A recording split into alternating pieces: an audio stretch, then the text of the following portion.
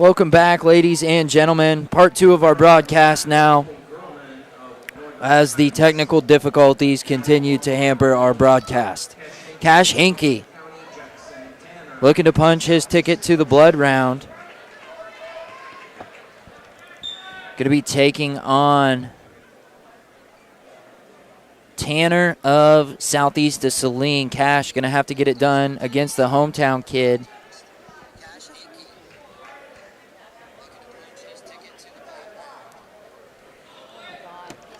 Cash taking his time getting ready here. As always. Ready to approach the mat.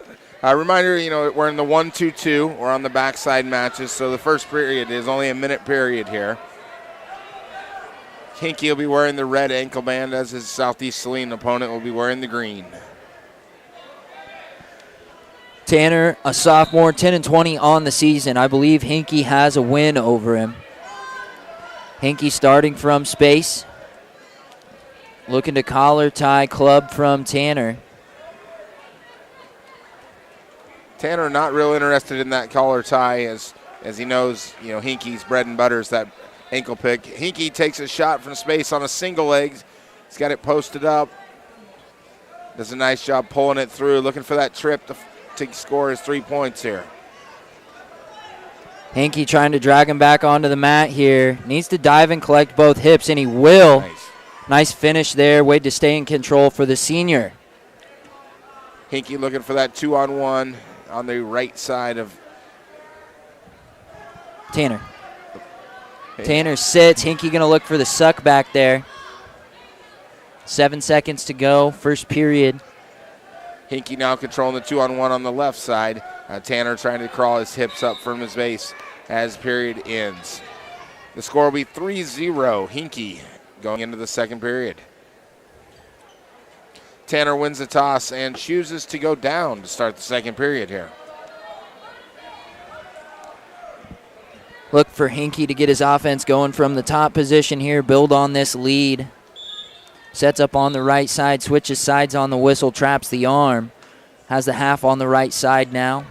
Looking to float his hips to that side. Tanner trying to collect that wrist that Cash is trying to push to the half. Now Cash looking to ride wrists here. Still has Tanner flattened out.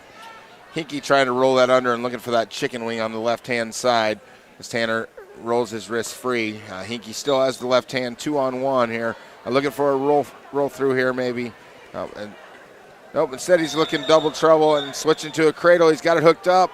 Nice little transition there for Hinkie as he sets up that cradle. Now bring it back, not quite hip to hip, but a lot of stretch there from Tanner. Hinkie going to try it again. Hinkie got to be careful here and not force a suicide or anything. And decides to give up that cradle attempt as he wasn't successful on turning him. Right back to the 2-on-1 on the left-hand side, however. Tanner from his base here. Hinkie going to go ankle tight waist. Has the cross wrist, and now just going to improvise here. Almost a butcher grip. And Hinkie, near fall coming. Going to try to settle in for the fall. Keep his senior campaign alive, and he will get. We'll get it pulled up here to go to state in the blood round. So he will be wrestling Smith of Lions. Okay, Jackson Smith, the 21-18 sophomore out of Lions. We see Matthew Collette here coming to the mat right now on mat 1. So we lied to you. A couple extra Buffaloes wrestling here. Collette being really aggressive, looking for that blast double right off the whistle as shoots his opponent off the mat here. Wrestling Aiden Shepard, a senior out of Solomon High School with a 15-5 record. Collette, snap and spin, giving up, and now down 3-0 from bottom. Has his base, going to try to come to his feet here. Shepard might have gotten away with the locked hands. Shepard now, cross wrist, going to look for that screwdriver, jumps across to a cradle, doesn't have it locked up. Collette going to try to scramble there. Kind of gets caught in a butcher, or a pancake almost. Awkward transition. Matthew might be in danger of giving up some near fall here at the end of the first period. Collette fighting hard to get back through, only giving up 4 near fall there and fighting back to his base. And we're in that front cross-face position. We're out front. Looking for that pancake again is Shepherd of Solomon as the period ends. Collette trailing 7-0.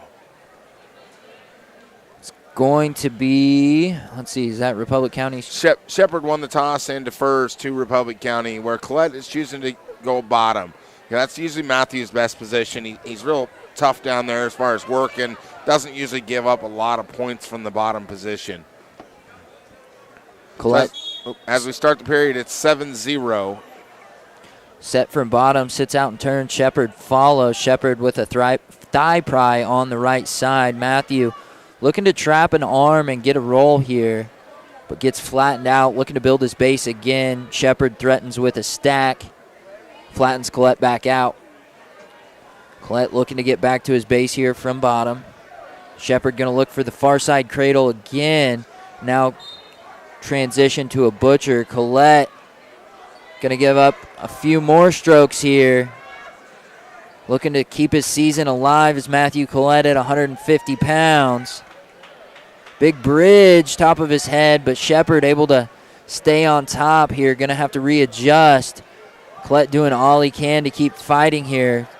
70 seconds left, second period. Ooh, referee almost slapped the mat there. Collette's just fighting for all he's got left here. As Shepherd's readjusting here, came out of the butcher. Collette captures the near arm and drives over for the fall. So Matthew Collette's junior campaign will come to an end here with a season record of 17-14. One thing we think about Matthew, he was in and out of the lineup all year, didn't really have that varsity spot, but kept working.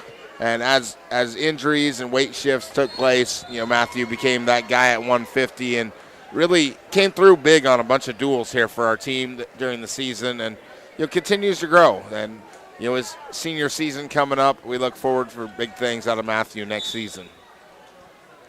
Coach, I think we're going to see Tyrese Alexander taking on Kraft. I wonder if that's a Kraft. That is Mr. Kraft's boy. So that'll be an interesting matchup here. Let me see if I can pull up the bracket.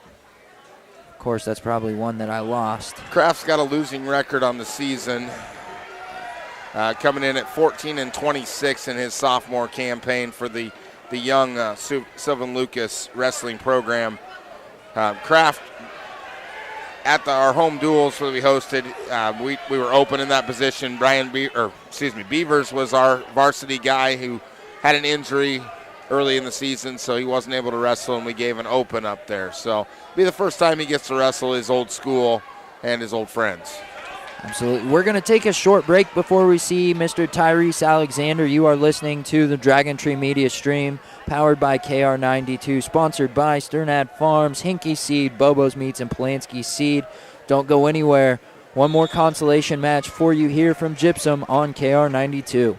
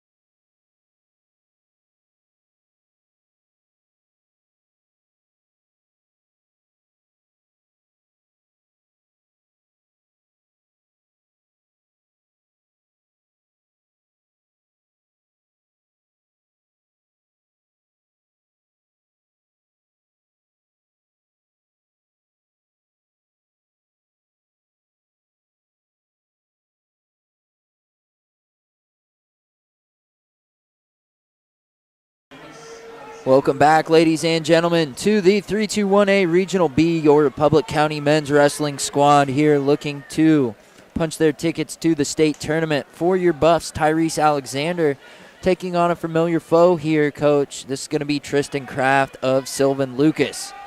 Yeah, Tristan didn't wrestle much other than a few years in kids with us, but definitely know each other real well. The kids know each other. There's a little bit of battle there. Tyrese with a nice slide by, looking for an underhook, but does score the 3 points there right away. The referee did not want to call any near fall there. I don't know if control was secured quite yet. Kind of looked like it in my eyes, but I'm a little biased. That's a good sign, though, as the match goes on. It's Tyrese, he's one of them wrestlers. As he scores points, he gains more confidence in himself, and now he knows that is available and that he can attack that slide by, and that'll set up a lot of his offense. I typically look for Tyrese to go tilts here on the whistle. Tyrese is real good on that cross wrist tilt. Not sure what's going on there with the referee, Coach, but I think we're going to get back to action here.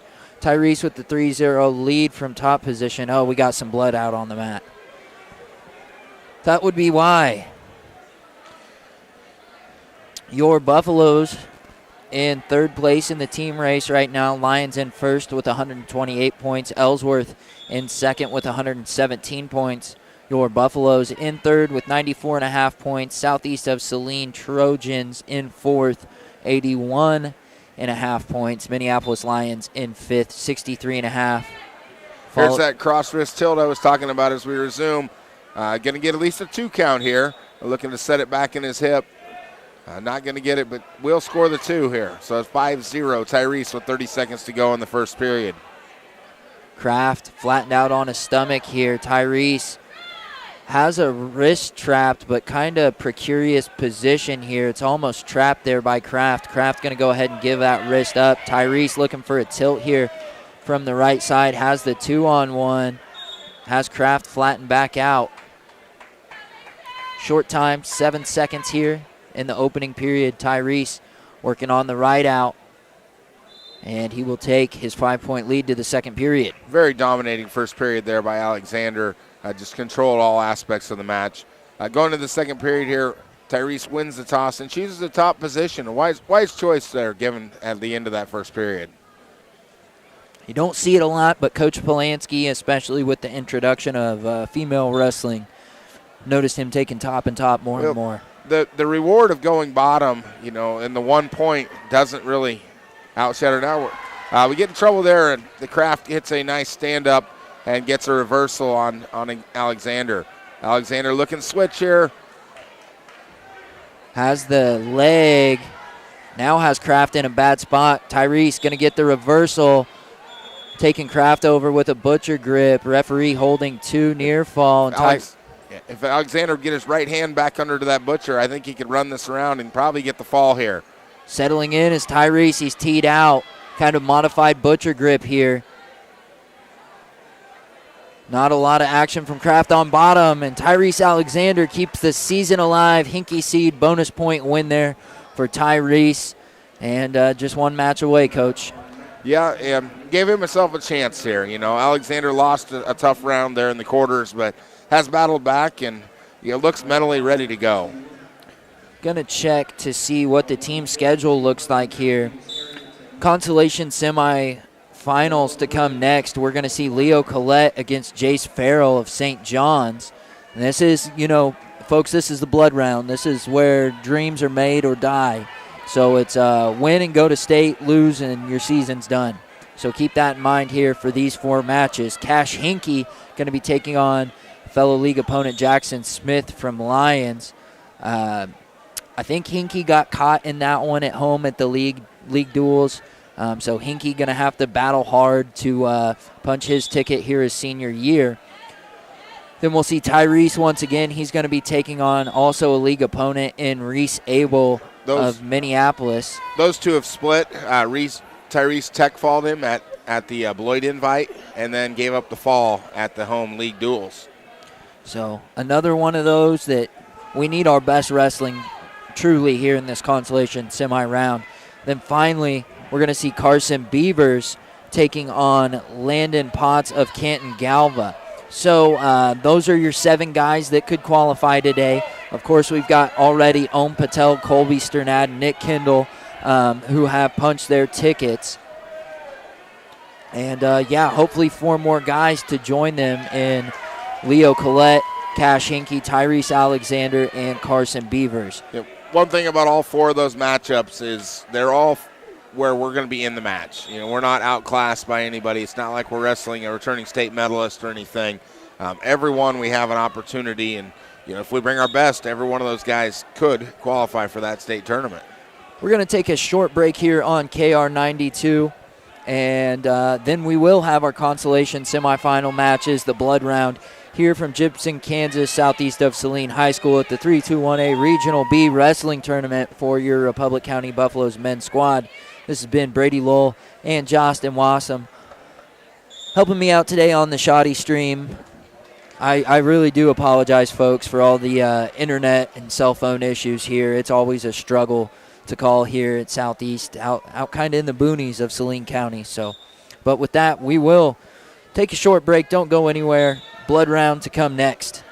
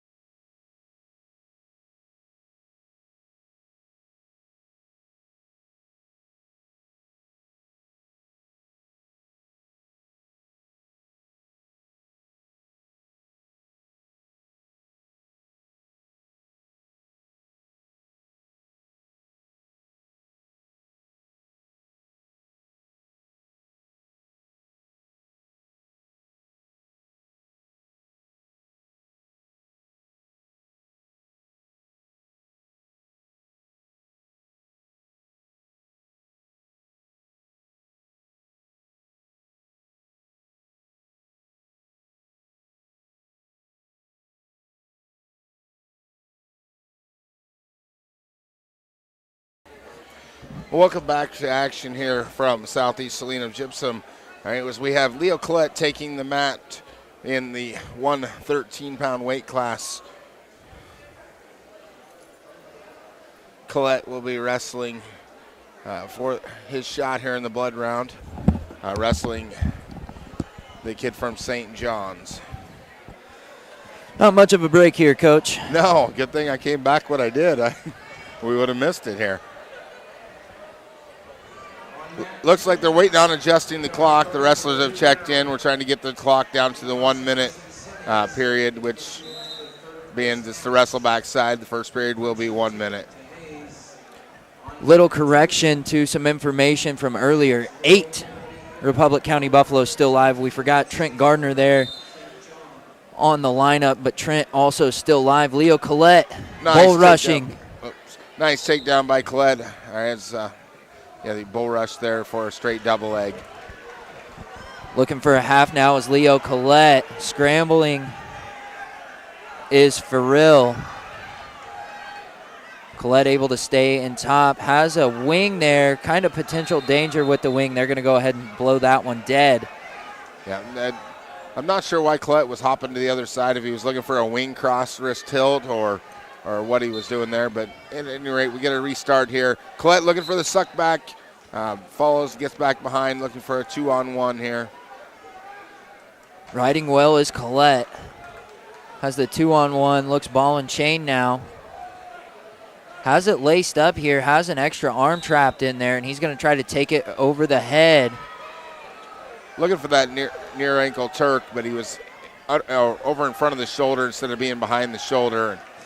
Short time here, 7 seconds to go. Collette's got to hold on, not give up and escape, and take the 3-0 lead to the second period. Hanging on to a butcher grip there, Coach, and he will get the ride out 3-0 into the second. Collette wins the toss. He's going to go on bottom here. Look for Leo to get the quick escape and get back to work from his feet.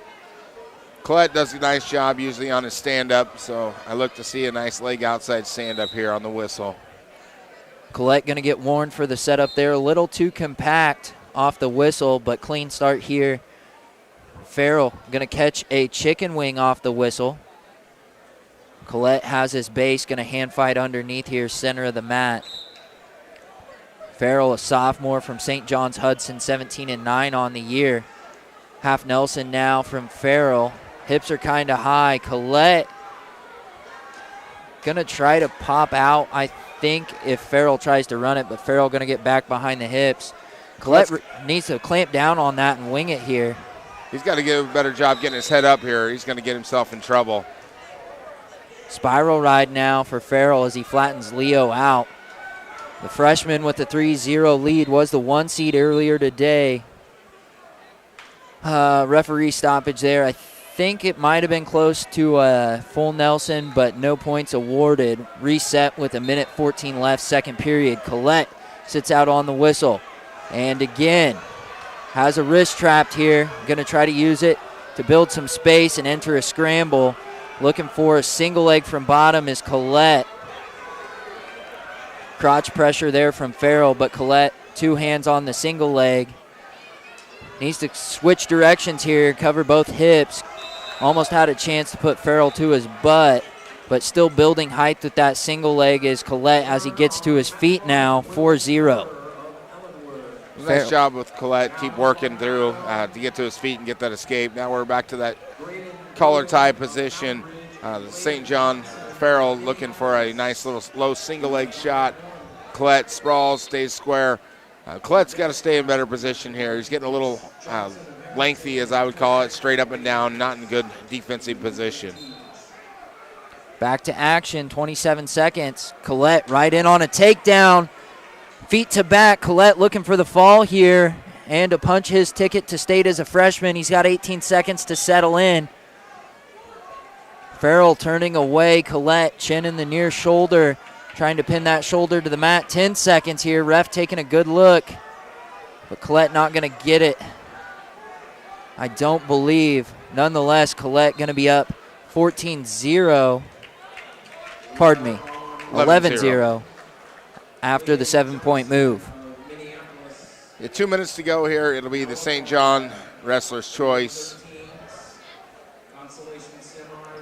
Coach Polanski making sure those near fall hit the board. And they will.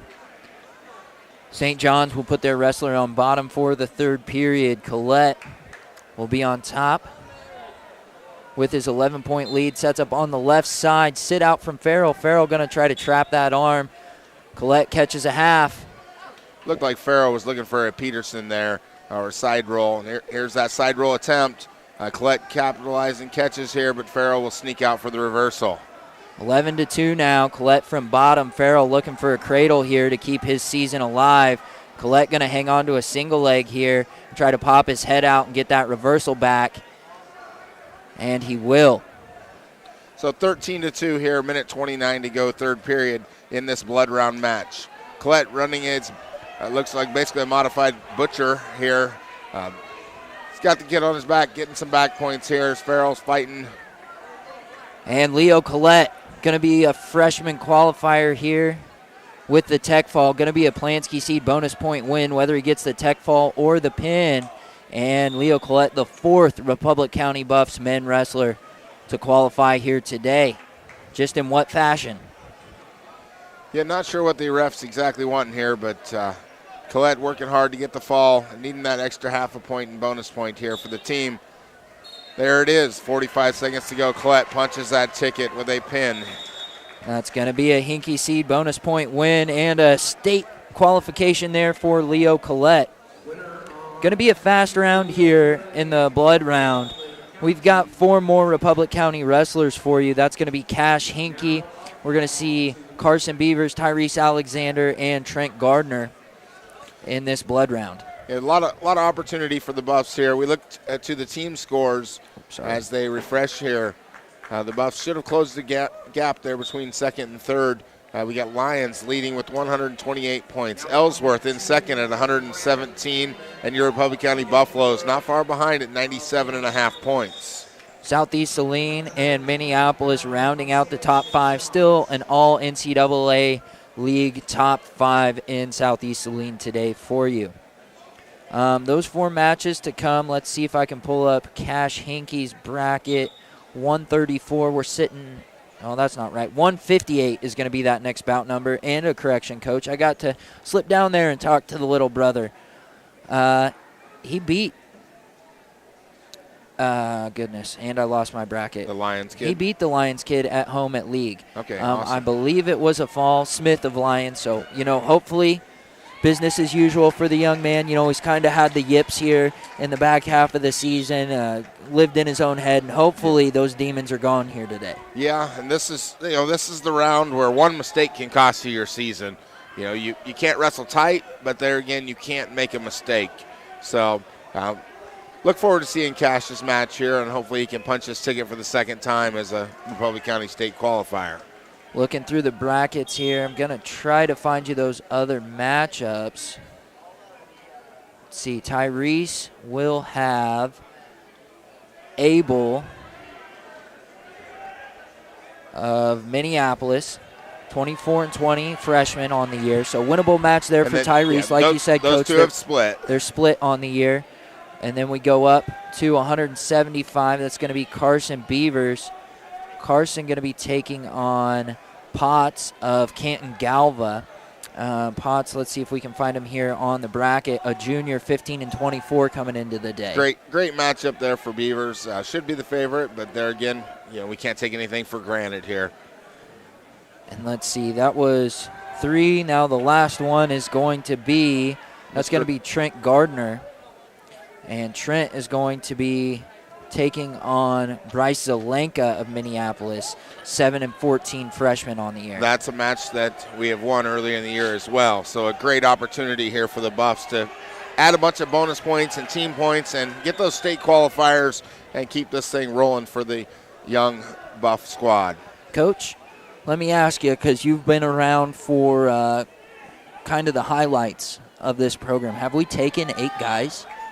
Back the third place year? We have twice before taken that many wrestlers. The year that we finished third as a team, we had that many. And it would have been Cody Phillippe's senior year, I believe we had that many. So it would have been Bahia, Phillippe.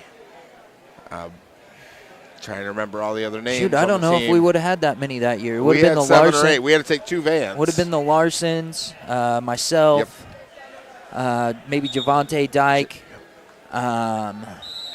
Jay Sean Bahia, probably both Larsons. Probably, I don't know if Brett Phillippe did not make it. He was the only wrestler to ever 4-time medal at the Beloit Invite and not make it to the state tournament. Always facing a tough bracket. Always right there in those middle weights where it's always stacked. Made it to the blood round where it was just tough matchups. Regardless, if the Buffs can finish this round 5 for 5, how big? Not losing someone in the blood round. I got a name correction, but I'm not sure who that was on. I believe they're talking about here Wheeler. Hard to pronounce that one when it's spelled Weller. I was going to say we do our best. It looks just like the Wellers I know from here in Southeast Saline, but if I've been saying that wrong for the last 15 years, I apologize to all the folks from down here in Gypsum. Yeah. We will take a short break here, but don't go anywhere. 4 more matches from the blood round. Cash Hinkey, Tyrese Alexander, Carson Beavers, and Trent Gardner for you here. Keep in mind, we've got 4 guys already making the trip in Leo Collette, Om Patel, Colby Sternad, and Nick Kendall, sorry. Been a long day, folks. But this has been the 321A Regionals for your Republic County Buffaloes here in Gypsum, Southeast Saline High School, KR92 Power, Dragon Tree Media Stream. Don't go anywhere. Lots more wrestling to come.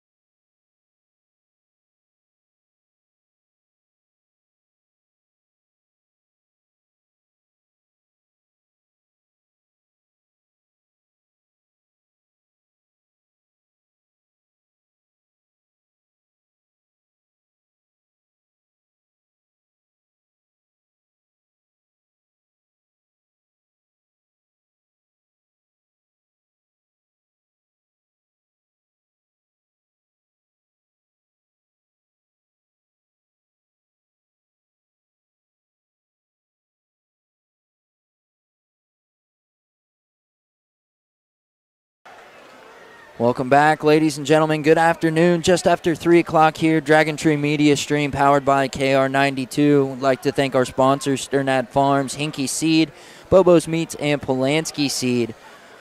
Cash Hinky taking the mat, the blood round here, looking to qualify in a senior campaign. Cash taking on Jackson Smith of Lions, a sophomore with a 21-18 record. We said Cash got caught by Smith at the league tournament. Correction on that. Cash Hinky won that one by fall. We'll see if he can do it again here in Southeast Saline. Smith right in the face. Hinky to his right-hand collar tie. Hinky going to push away. Now back to the collar tie, back to the center. 1 minute first period, 15 seconds gone. Hinky, right-hand collar tie, looks for the pass by. Can't quite get to it. Now back to the center once again. Big right-hand tie there by Smith. Smith's being really physical with that tie-up, but let Hinky know that he's there. Hinky looks ankle pick, then comes up to the pass by again. Can't quite get there. Smith staying in his face. Hinky, right-hand collar tie. Smith pushing perimeter. 15 seconds to go. Hinky checks the clock to the collar tie again. Looks for that head and heel. Can't get to it. Smith to the collar tie. Hinky blasts a double. Big lift. Big plant. Nice. 3 Really seconds nice. left in the period. 3-0 lead for Hinky. Really nice high crotch shot there with the finish. And great mat return to set the precedence that he's here to wrestle. And, you know, Coach, on the break there you were mentioning you don't want to see Cash get stuck underneath. Maybe a break here, and Lions taking neutral. Hinky right to work with the head and heel. Puts Smith to his back. Looking to finish with the inside-out cradle. Just got to settle in here, take his time. Lots of time left on the clock. Going to take a bite on it again. This time looking a little better. Hinky just needing to settle in. There Gets it the is. bonus point win. Seed bonus point win, and Cash Hinky, the senior, is going to make another trip to the state tournament. Just release of energy and how, Cash was, all the frustration and stress was gone. It's just, It was when, he kind of got in the zone there, Coach, and it's good to see, big smile out of Coach P there, big smile out of Cash, and it's been a tough year for him, man. It's the whole transition from last year. He was the varsity guy all the way up until regionals, and he, I'm not going to say gave the spot up, but he let the senior have that spot. And, he's showing now that it's all paying off for him. So congratulations to Mr. Hinky being 5th qualifier for the Buffs. 5 guys going to make the trip for sure. We've got 3 more guys trying to join them. That's going to be Carson Beavers, Tyrese Alexander, and Trent Gardner. These bonus points really helping the Buffaloes out. Ellsworth, Coach. Knocking off Lions for the first time today. Well, the Lions has not scored a point in the previous 2 rounds, so they've gone kind of cold here, and that's good news for your Buffs who have closed that gap now. Your points totals right now going into these matches, Ellsworth sitting at 130.5 points, Lions 128, Republic County at 111.5, Minneapolis 88.5, and Gypsum Southeast rounding out the top 5 at 81.5. NCAA League looking for a clean sweep of the top 5 here at the 321A Regional B at Southeast of Saline. Going to be a little bit of a break once again as we wait for Tyrese Alexander. He's in the hole here on mat 2. We're going to take a short break.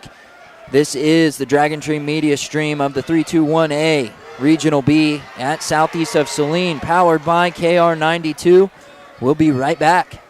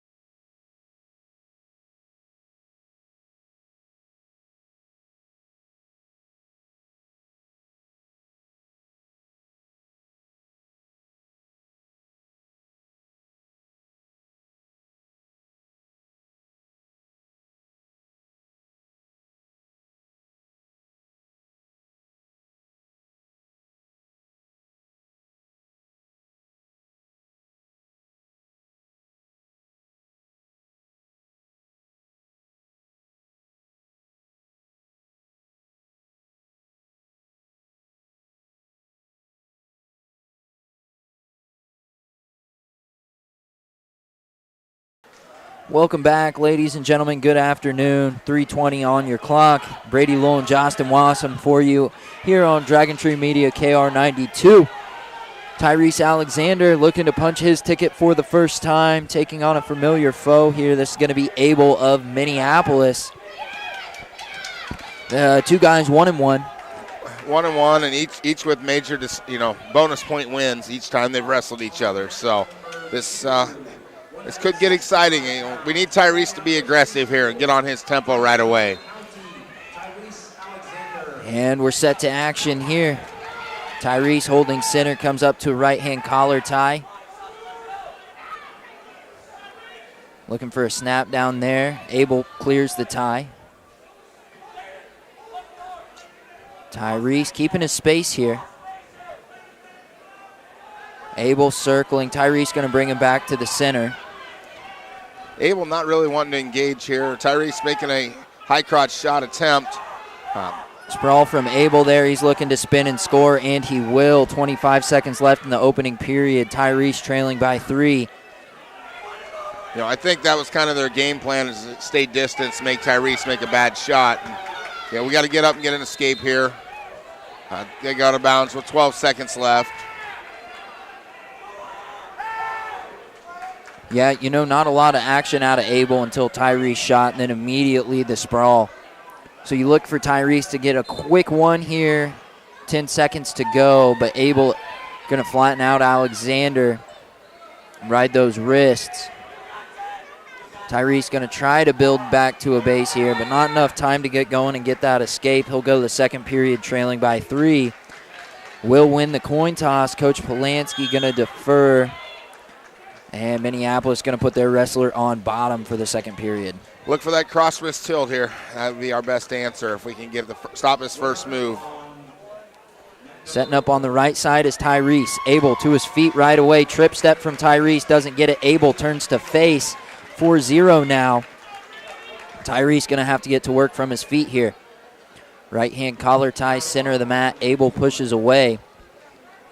Tyrese back to that collar tie here. Yeah, Tyrese needs to move forward here and make Abel react. Abel's not really doing much here other than just staying in a nice defensive position. Abel with his own right hand collar tie. Tyrese going to push away. 30 seconds gone from the second period. Tyrese digging the underhook on the right side here. Abel pummels through. Overhook now for Tyrese on the right side. Looked for the bundle. Minute 10 to go here. Second period. Tyrese trailing by 4. Pass by attempt. Abel reshoots. Gets the three-point takedown. 7-0 now. Halfway through the second period. Tyrese giving up a hammerlock on that left arm. Abel looks for the half on the right side. Tyrese able to get to his base, clear that hammerlock. Now looks for a switch, gets ran out of bounds. Reset, 47 seconds to go. Yeah, Alexander's got to find a way to score a point or two here and get on the board and set himself up and to make a run here in the third period. But got to get a good first move. Abel's beat him on the whistle every time so far. Abel sets up on the left side, stops the first move. Tyrese looking to knee slide and put a foot on the mat. Now looks for the switch. Kind of leaves his trail arm there. Couldn't quite get to it. 35 seconds to go in the second period. Tyrese from his base. Abel chopping down that left arm. Forward pressure flattens out Alexander. Tyrese just trying to get to his offense here. 7-0 match. Abel covering the hips. Alexander flattened out, trying to get his wrists back and build a base. You don't see a lot of stalling calls from top, Coach, much anymore. But, back in the day, this would be where it'd come.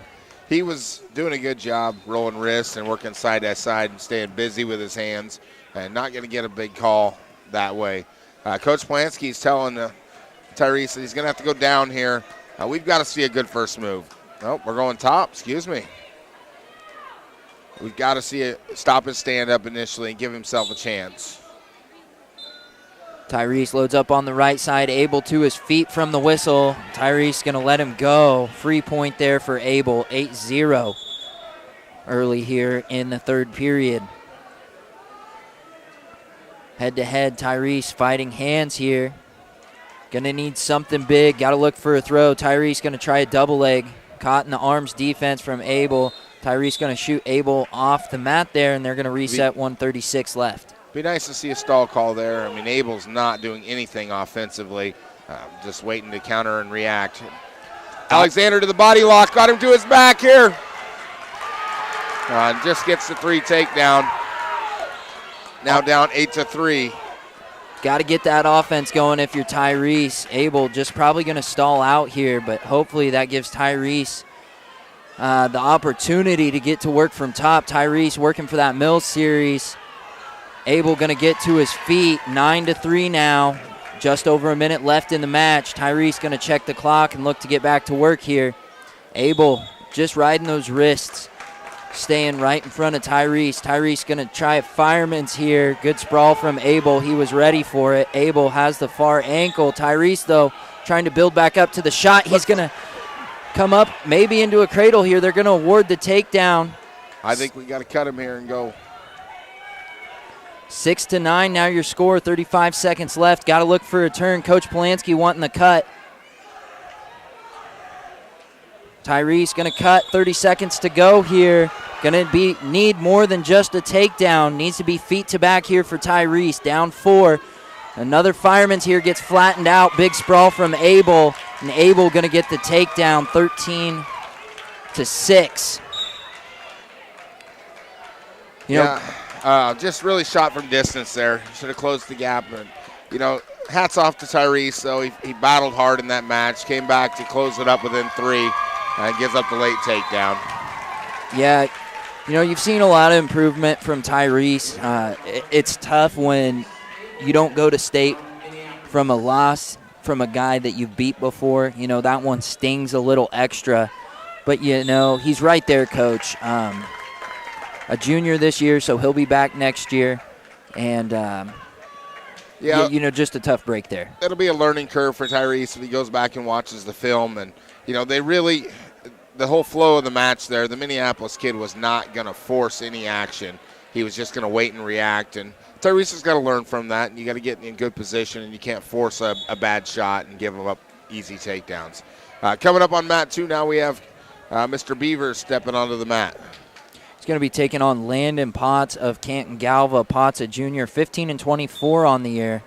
Think this is a favorable matchup for Mr. Beavers, but he needs to go get it done. Right-hand collar tie there for Potts. Beavers pummeling through here, looking to get to that Russian tie. He's got his baseball bat grip. That's been his bread and butter here today. Beavers looks for a single leg. Doesn't have a clear window to it. Potts staying in his face, though. Staying aggressive. Beavers keeping his pace, nice and slow. Find your setups. Yeah, that's Carson's style. He doesn't really, get himself into a bad position. He just stays patient, waits until he has the angle. As we say that, he attacks the Russian tie on the right side, shoots back to the left, gets in on the single leg, right on the out-of-bounds line, and takes him down for 3. That was a great sequence there from Carson. He goes far side shot and then finishes out with a double. Now he's got a modified butcher here. Might be a double trouble. Looking for the near fall. He's going to get 3 as the period expires. Yeah, as he comes down, Carson's going to keep that cross wrist and look either Turk or double trouble. That's his go-to offense, and was able to capture that double trouble there. Meanwhile, Beavers defers, and Canton Galva chooses neutral. Interesting call there from the Canton Galva Hillsboro coaches, going neutral after that big 6-point move from Carson. But, hey, I'll take it. Yep, 6-0 going into the second period. Carson looking to be the 6th buff to punch his ticket. Neutral position. Beavers with the 6-point lead. Measures with his left. Now looking for baseball bat grip. He hasn't had a lot of success in this match so far getting to his Russian tie, but the one time he did, Coach, he scored with it. He's really getting good at that misdirection shot. I think that's probably what we'll see out of him here again. Baseball bat grip once again for Beavers. Potts posting with his right. Carson now pummeling into an inside tie. Potts keeping the pressure on Beavers. Regardless of the 6-point deficit, Beavers going to look slide by there. Didn't pull the trigger on a shot. Beavers looks for a low single. Thought he had a bite, or could have had a bite on that ankle there, Coach, but doesn't pull the trigger again. Just not rushing any of his stuff. Yeah, he's looking for that outside low risk, high reward shots. He's not putting himself in bad danger here. We go baseball grip here out in the center of the mat. Beavers goes head to the collar, snaps it to the mat, looking for that near side cradle. Has the cross face in the near ankle on the mat, and he breaks him down and gets the 3 takedown. 9-0 now for Carson Beavers. 40 seconds left in the second period. 2-on-1 for Beavers. He's got Potts flattened out. Beavers now going to come across to a cross-face butcher grip. Take that near leg for a Turk.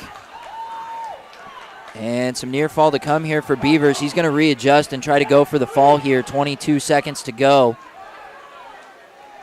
Potts able to get safe. Beavers puts 4 on the board with near fall. 13-0 now. Short time in the second period.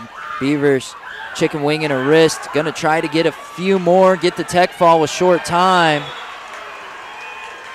There it is. We got the 2 strokes, so it should be 2 back. Should be the match. Oh, he got 3, Coach. 16-point win there. That's going to be a Hinkie Seed bonus point win and a state qualification for the senior Carson Beavers. Carson's trying to keep wrestling. He doesn't realize he scored all those points. He doesn't realize he's a state qualifier for the first time. Congratulations goes out to Mr. Beavers here, punching his ticket as the 6th state qualifier for your Republic County Buffaloes. And Coach, trying to go 4 for 5 here. Our next match, our last match of this blood round, going to be Trent Gardner taking on Zelenka of Minneapolis. Zelenka, 7'14" freshman. I don't know if we got this matchup at the league tournament, but if Trent goes out there and is aggressive and wrestles with his fundamentals, he's going to be just fine. Yeah, this is a match that I think favors Trent. He's just got to be fundamentally correct. He can't put himself in a bad position and get overextended. With that, we'll take a quick check of the team scores. Ellsworth hanging on to first place with 130.5 points. Lions has fallen to second, 128 points. Belleville Republic County, your Buffaloes, in third with 111.5 points. I don't know if we've got Carson's up there quite yet. I don't think it refreshed yet. Let me give it an old refresh here, folks, and see what we come up with. 118 points there for your Buffaloes. Building on Minneapolis, who's in fourth, they've got 98.5 points. So, Trent Gardner kind of, if he pulls off a win, that adds to the Buffaloes, takes away points from the Lions. That's going to be a big matchup there in the team race. Rounding out the top 5, the Southeast of Saline Trojans. They've got 81.5 points. Sixth place is Council Grove. They're the top school from outside of our league today. They've got 70 points trying to break the top 5. If we could get a win here out of Trent Gardner, we'd be right back in that team race. We're trailing by 10 points right now. A win there would close it up within single digits, and anything can happen in those final rounds, your placement matches. Don't go anywhere, just past 3:30. One more match for you here from Southeast of Saline for the Buffaloes in the blood round. Going to be on mat 1, and we're going to take a short break. Thank you to our sponsors, Sternad Farms, Hinkie Seed, KR92, and Bobo's Meats, and Polanski Seed. Just to interrupt real quick, that was Carson Beavers' 100th win. Hey, nice little factoid there. Congratulations, Carson. That's a big win. You qualify for state, get your 100th win. 2 guys on the squad now able to hit that mark. Cash Hinkie, Carson Beavers, the 2 seniors. So good stuff here from Southeast Saline. Will the Buffaloes be able to take 7 to Hayes? This is Brady Lowell and Justin Wasson from Southeast of Saline. Now back to the station.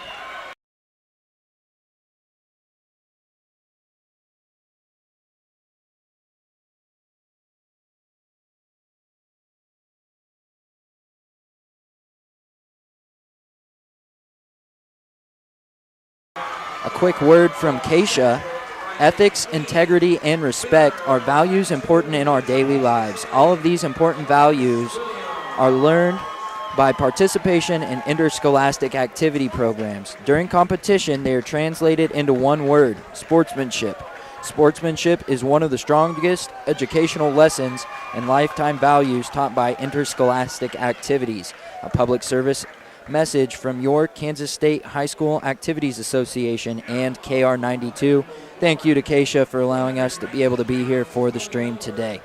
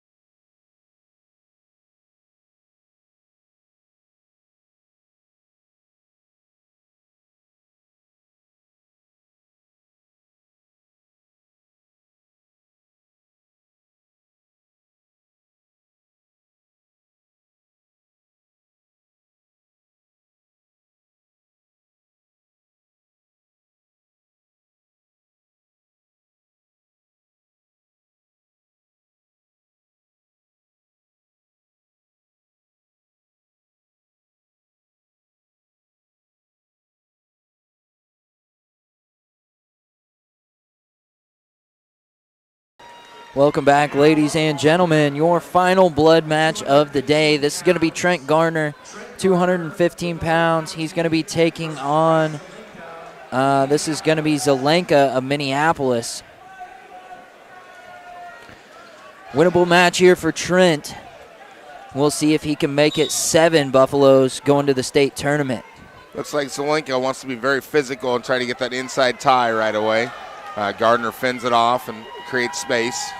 Zelenka right to a drag here, gets to a single leg. Gardner trying to build height, gets to a crotch lock here. It's good wrestling from Trent, even though kind of giving up that shot. Trent is the higher wrestler here. The higher wrestler wins in a scramble. Trent now able to get to a sprawl position here, looking to dig out the head of Zelenka. Goes to a chest wrap for a second. Needs to get to that near ankle, Coach.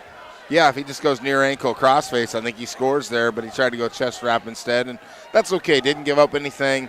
20 seconds to go in the period. Still 0-0. Gardner in good position here. Working out of a tie-up head-to-head here. 10 seconds to go in the 1-minute first period. Still 0-0. Zelenka looks for that arm drag again. Trent going to go double unders here. Looking for a trip with short time. Zelenka tries to get a toss of his own. They're going to run out of time just as they lock up. Yeah, the Minneapolis kid Zelenka here is doing, as we'd call it, the Ranger Rick setup. He's hitting that cross arm drag to that outside leg lift or single leg position. And, Gardner's going to have to keep that elbows down and not let him get to that far elbow. Minneapolis kid chooses to go down in the start of the second period. Gardner sets up on the right side. They're going to give him a caution start there. Foot wasn't quite behind the other wrestler. The referee's going to talk that. 2 minutes and 1 second on the clock. Yeah, they accidentally ran a second off, and they tried to put one back. And so Gardner's going to have to get a good breakdown here and stay in good position. Loads up from the right side. Zelenka puts a foot on the mat from the whistle. Gardner looking to return him, but Zelenka able to get the escape. 7 seconds into the second period, 1-0 now. Trent, left-hand collar tie, looks for a snap down. Zelenka staying in his face. The Minneapolis wrestler being more aggressive here. Trent's just kind of pinching down on the elbows, looking to stay in good position. We got to open up our offense here, maybe get to them underhooks and look for an attack there. Right now we're just going club on the left hand collar and trying to snap down. Oh, almost had a bite on that snap down there. Couldn't quite get the head pressure to go with it. 1:15 left in the second period. Trent Gardner trailing by 1, trying to make his bid to the state tournament. Left-hand collar tie. There's your snap down. Cow catcher standing here. Zelenka trying to clear out of the tie. Trent looks for a little leg trip there. I like this from Trent. Looking to dig to a body lock. Zelenka going to get to it first, but Trent with the standing body position. Trent going to suck him back and get the takedown. 3-1. 45 seconds to go in the second. Hey, Gardner's got a nice 2-on-1 here. Look to flatten him out as he drives forward to the shoulder. Trent riding from the left side with that 2-on-1, trying to get Zelenka flattened out. Definitely some disappointment on the face of Zelenka as he's starting to lose steam. Deep tight waist there for Trent on the right side. He's going to look head lever now. Head lever looks to be his choice right now. And he's got a great position with it if he just come out and run it. He's got the arm posted and got the tight waist. 14 seconds to go here in the second period. Zelenka going to try to build height with that head lever. Trent has Zelenka on a hip, going to try to post that far wrist to the mat. They're going to call potential danger there. 2 seconds left in the second period. Trent with the 2-point lead. 3-1 lead here. Gardner's got to keep him down. He cannot let him stand up right away on the whistle here. 2 seconds to go in the period. Trent, again, will set up on the right side. Going to get hit with the didn't. And going to get the 2-second right out. There again, Trent let the guy get up to his feet, but Gardner's choosing to go down here. He's got a really nice fat man's roll that he sets up. Look to see that here. A nice side roll from him in this third period. Zelenka sets up on the right side. Trent able to keep his base off the whistle. Tight waist from Zelenka. Tries to go half to the right side. Trent clears it quick. Knee slide here from Trent. Trent still from his base. Zelenka kind of draped over, looking for a far side cradle. Trent with a baseball bat grip on that wrist. Now going to look for his Peterson here. Actually able to find a single leg from bottom position, does Trent. Going to try to build some height with it here and use that to find his reversal. 1:30 to go here in the third period. Gardner leading the score 3-1. Gardner now flattened out. Zelenka just kind of blanket riding him here. Looking for the power half on the right side. Trent turtled up here, now going to try to build his base. Trent has good bottom stuff, needs to get to work. Zelenka getting sloppy and high with the half Nelson. Trent going to look for a roll, but Zelenka able to kind of pull the pressure as Trent goes for it. Under a minute left here, Trent with the 2-point lead from bottom. Minneapolis coach is telling the Minneapolis wrestler to cut him loose and let him come to their feet. But Trent doing a great job here, fighting off the power half, driving to that far single leg and pulling it in tight. Should be able to get some time off the clock here. Down to 35 seconds to go, 3-1 Gardner.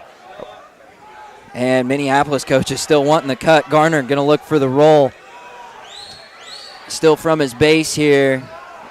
Zelenka from behind the hips. Gardner knee slide, looking to put a foot on the mat.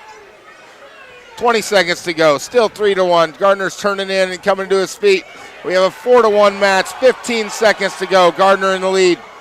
Zelenka takes a hard double leg shot. Gardner sprawls. 5 seconds to go.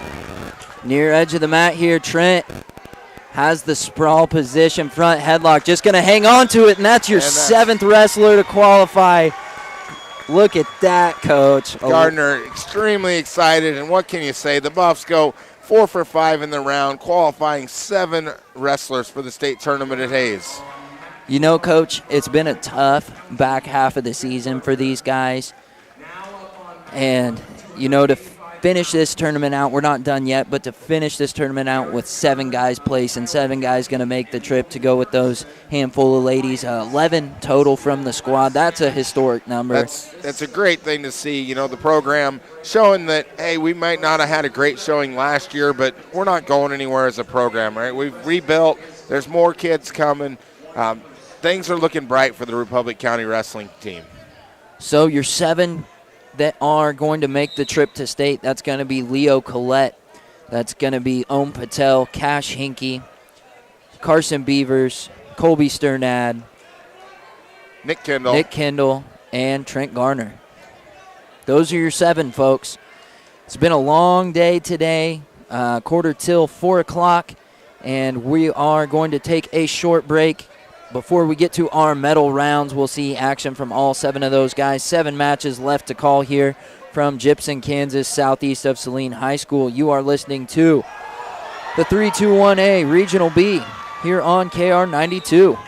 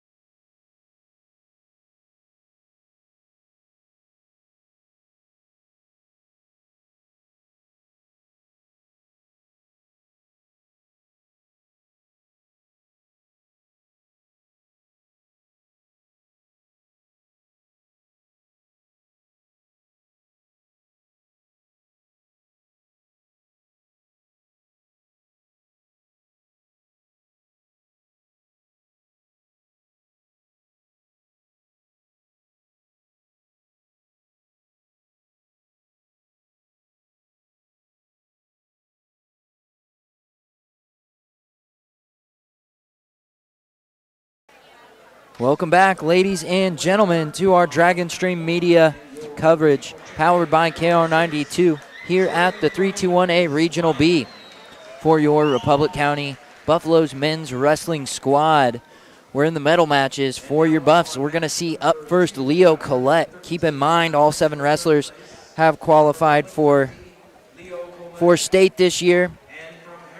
All 7 that we will see this round. Shout out to Sternad Farms dropping by their sponsorship money while we're on the stream.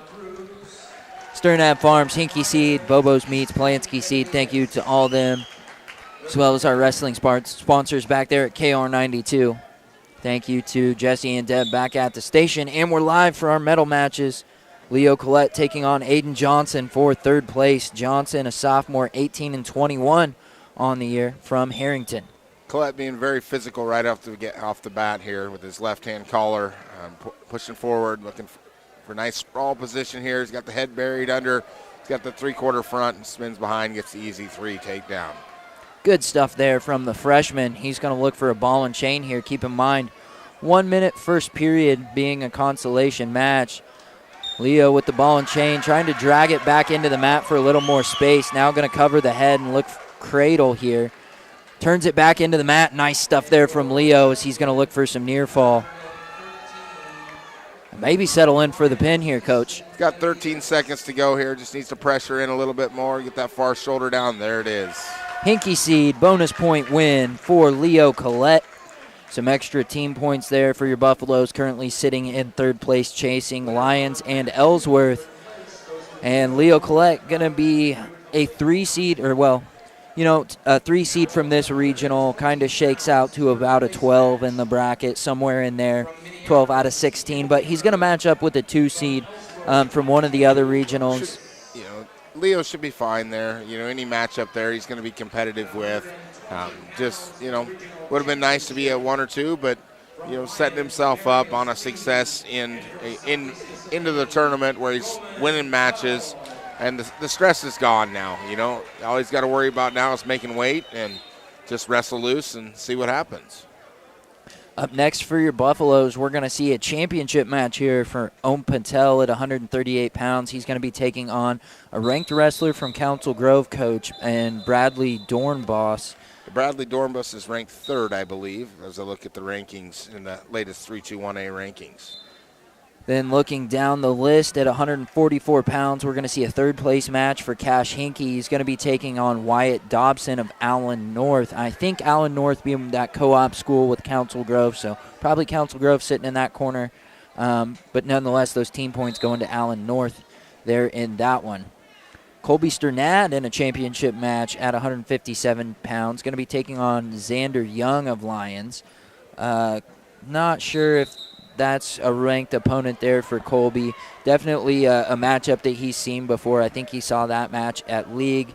But something to note, your Republic County Buffaloes knocked off the league champions, the Lions there at League. So, yeah, I'm going to guess that they didn't see each other or the match went the wrong direction for us there as Colby was the 2 seed and Xander was the 1 seed. But I'll try to pull up those results here shortly.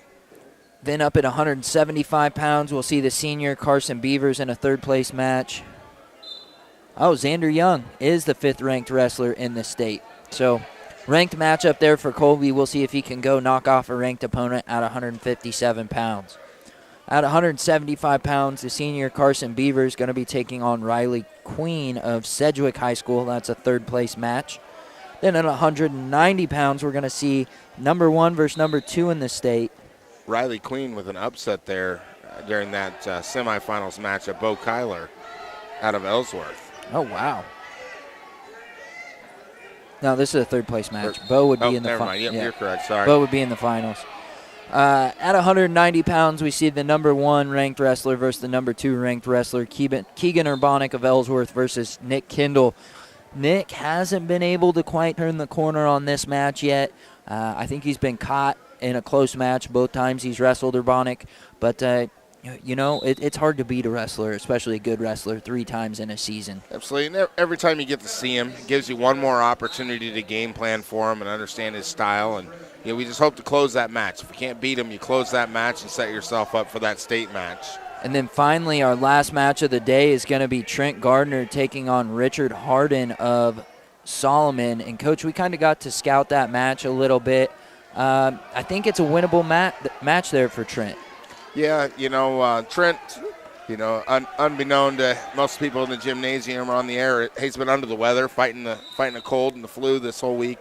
And, has done a great job to battle through it. At the conclusion of his qualifying match there, he went and found the trash can and, unloaded himself a little bit. But, Trent's wrestling tough given the circumstances. And sometimes those are the days you wrestle the best. You forget about all your stress. You forget about all your worries, and you just wrestle. And that's what we're seeing out of Trent today. So absolutely a winnable match. 6 more matches here for your Buffaloes from Gypsum, Kansas, southeast of Saline. This has been Brady Lowell and Coach Justin Wassam on the call for you on KR92 here today. Once again, apologies for all the technical difficulties we've had throughout the day. We're going to take a short break before we get to the championship match for Om Patel at 138 pounds. Don't go anywhere. Now back to the station.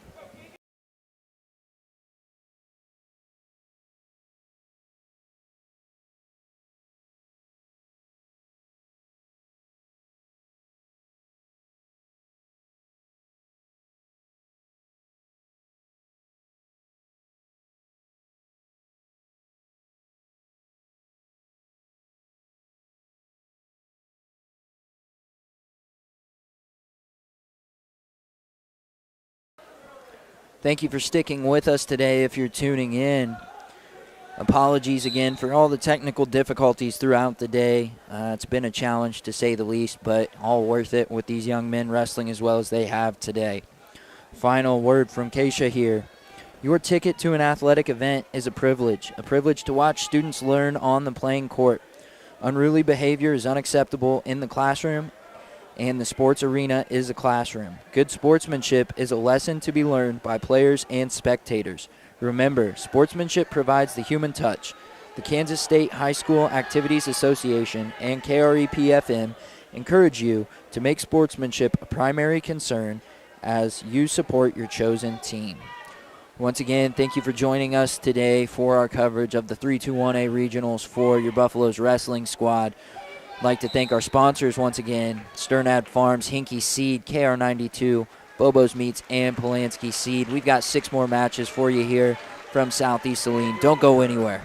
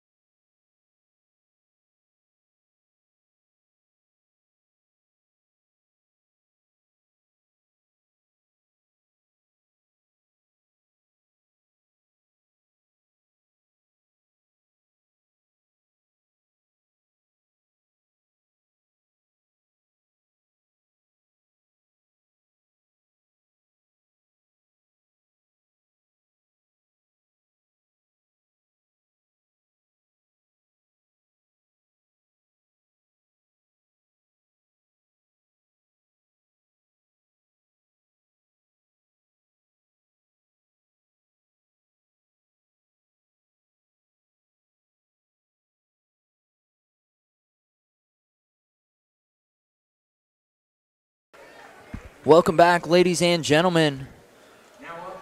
4:30 on your clock.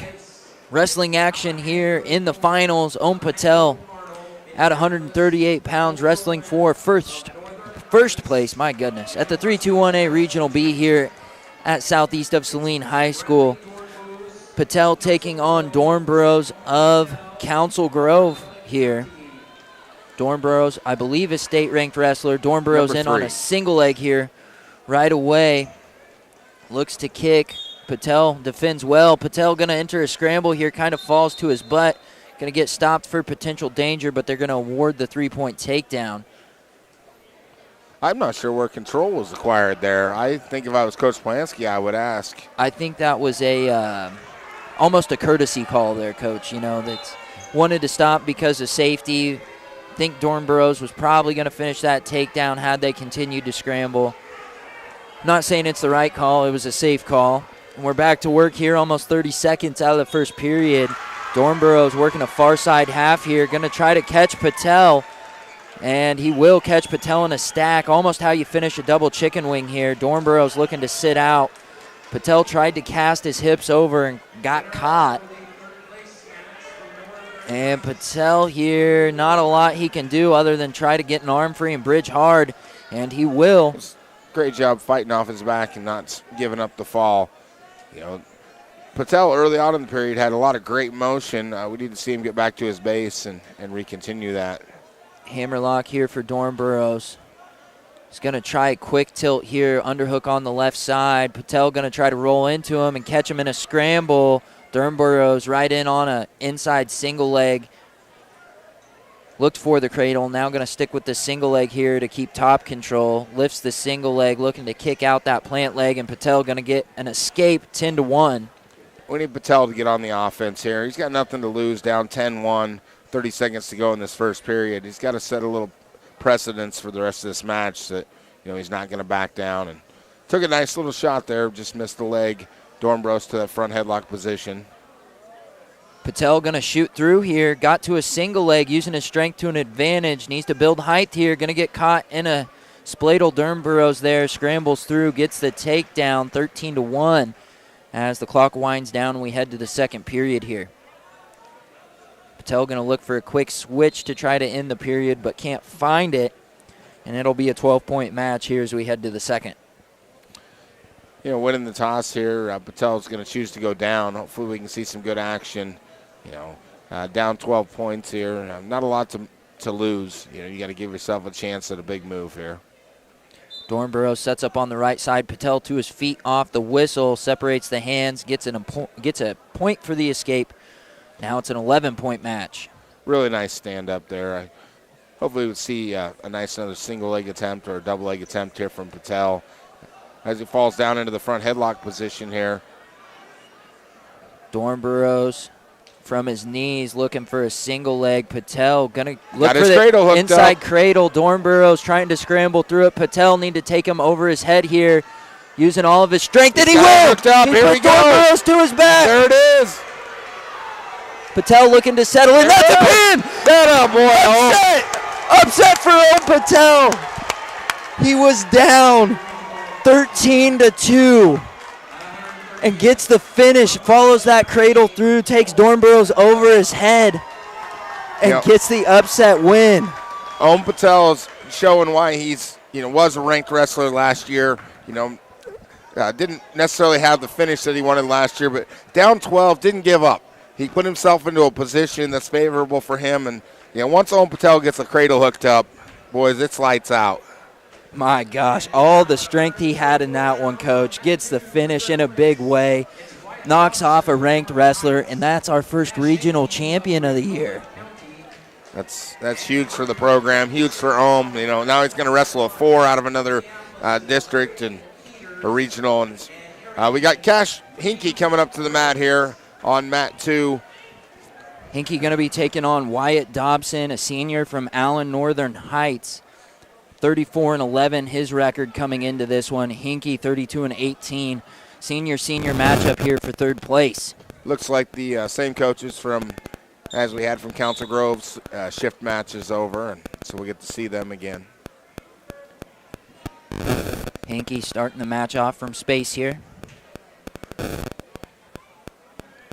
Left-hand collar tie for Dobson. Hinkie clears it. Back to work from space. Dobson going to try a sweep single. Can't get to the leg. Hinkie looking for his collar tie.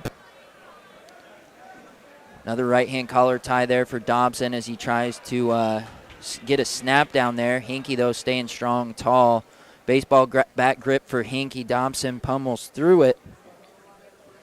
20 seconds to go. First period still 0-0. Back to that right-hand collar tie. Hinkie controlling the elbow to his left. Now clears once again. Back to the center. Dobson looks for that sweep once again. Hinkie keeping his hands low in front of him. Good defense there. 5 to go. Dobson measures with his left. Hinkie, pump fake. And we'll go 0-0 to the second. Not a bad period there for Hinkie. I'd like to see him engage in his setups a little bit more, but 0-0. Dobson wins the toss here, chooses to go down. Good position for Hinkie here. This is one of his strengths. Dobson set. Hinkie to load up on the right. Switches sides on the whistle, catches the wrist. 2-on-1 for Hinkie now. He's going to look ball and chain, now looks half. Dobson builds his base. Hinkie goes cross wrist underneath. Crab ride here for Hinkie. He's going to get hit with the locked hands from the secondary official. Tough call there. We'll reset with 1:43. Hinkie now trailing by a point. Didn't look like Coach Plansky necessarily agreed with that call, but the secondary official says yep, and so we move on, down, trailing 1-0, 1:43 left in the second period. False start there for Hinkie. He's going to get a caution for that as he sets up on the left side once again. Switch there from Dobson on the whistle. Hinkie just going to cut him loose. 2-0 now. Hinkie trailing. 1:30 left in the second period. Hinkie going to lower his level back up to his feet now. Needs to get his offense going here. There he looked for a high C. Can't find the leg. Big club there for Dobson. Dobson looking for a snap down. Hinkie right now kind of wanting to operate from space, which doesn't typically fit his style, but hopefully he'll get into this collar tie and look for those ankles and reshots. Dobson back to the right-hand collar tie. Hinkie will oblige and then push away. Halfway through the second period, still trailing by 2. Dobson looks for a double leg. Hinkie catches him. They go off the mat. 55 seconds left in the second period. Dobson looks for something rare there off the whistle. Nothing going, though. Hinkie looks for that slide by. Almost had the take on it, but doesn't pull the trigger. Hinkie going to shoot again here. Fireman's. Good sprawl there from Dobson. Going to catch Hinkie in a front headlock. Hinkie trying to pop out. Going to get caught in a cow catcher and put to his back. 35 seconds to fight. Dobson going to cover in a honeymooner here. And Hinkie going to give up the fall to Dobson of Allen Northern Heights. Hinkie going to finish as 4th place today. Looked like Hinkie was looking for a sucker drag there and just got his elbow out and got caught in that cow catcher position. Yeah, tough break there for the senior, but, he got the job done and qualified. Going to be 32-19 as he goes into that state tournament. Unfortunately, draw 1 seed. But, senior, a lot of experience. You go out to your last tournament and try to make something happen. And Dobson was no slouch there. He's 34-11 record on the season. So, he's a tough wrestler that's got it done all year. And, Yes, sir. So 3 down, 4 to go for the Buffaloes. We've got a first-place finisher. We've got a third-place finisher, and we've got a fourth-place finisher. Quick check your team scores here. Republic County still in third place. Lions has regained the lead. They've got 140 points even. Following in second is Ellsworth with 138.5. As I said, your Republic County Buffaloes in third with 134 points. Minneapolis in fourth with 108 points. Pretty good lead built there for the Buffaloes. Should have third locked down for the most part, at minimum. Should have, and, judging how these finals matches goes, they're right in the thick to win this thing and take home some hardware. Just a lot of head-to-head matchups coming against Ellsworth that, we got to win those matches. Yeah, just 4.5 points out of second there, Coach. Hopefully the Buffaloes can get it done, take home some hardware today here at Regionals. To round out your top 5, we got Minneapolis at 4th with 108.5 points. Southeast Saline, the home team here, rounding out the top 5, 94 points. Still an all NCAA league top 5 here, and they pretty well got the sweep, Coach. Council Grove down 21 points in 6th place behind Southeast Saline, and well, we know Southeast Saline's got 2 more big hammers coming today. So I think it's safe to say going to be an all NCAA top 5 here at the 321A Regional B and Southeast Saline. We're going to have a 1-match break here before we see the championship finals match. Colby Sternad gets his chance to knock off a ranked wrestler, just as Om Patel did at 138 pounds. He's going to be taking on Xander Young of Lions. Don't go anywhere. 3 more matches for you here from Gypsum. On KR92, we'd like to thank our sponsors, Sternad Farms, Hinky Seed, Bobo's Meats, and Polanski Seed for being with us on the call for the postseason. Don't go anywhere. As I said, 3 more matches left from regionals. Now back to the station.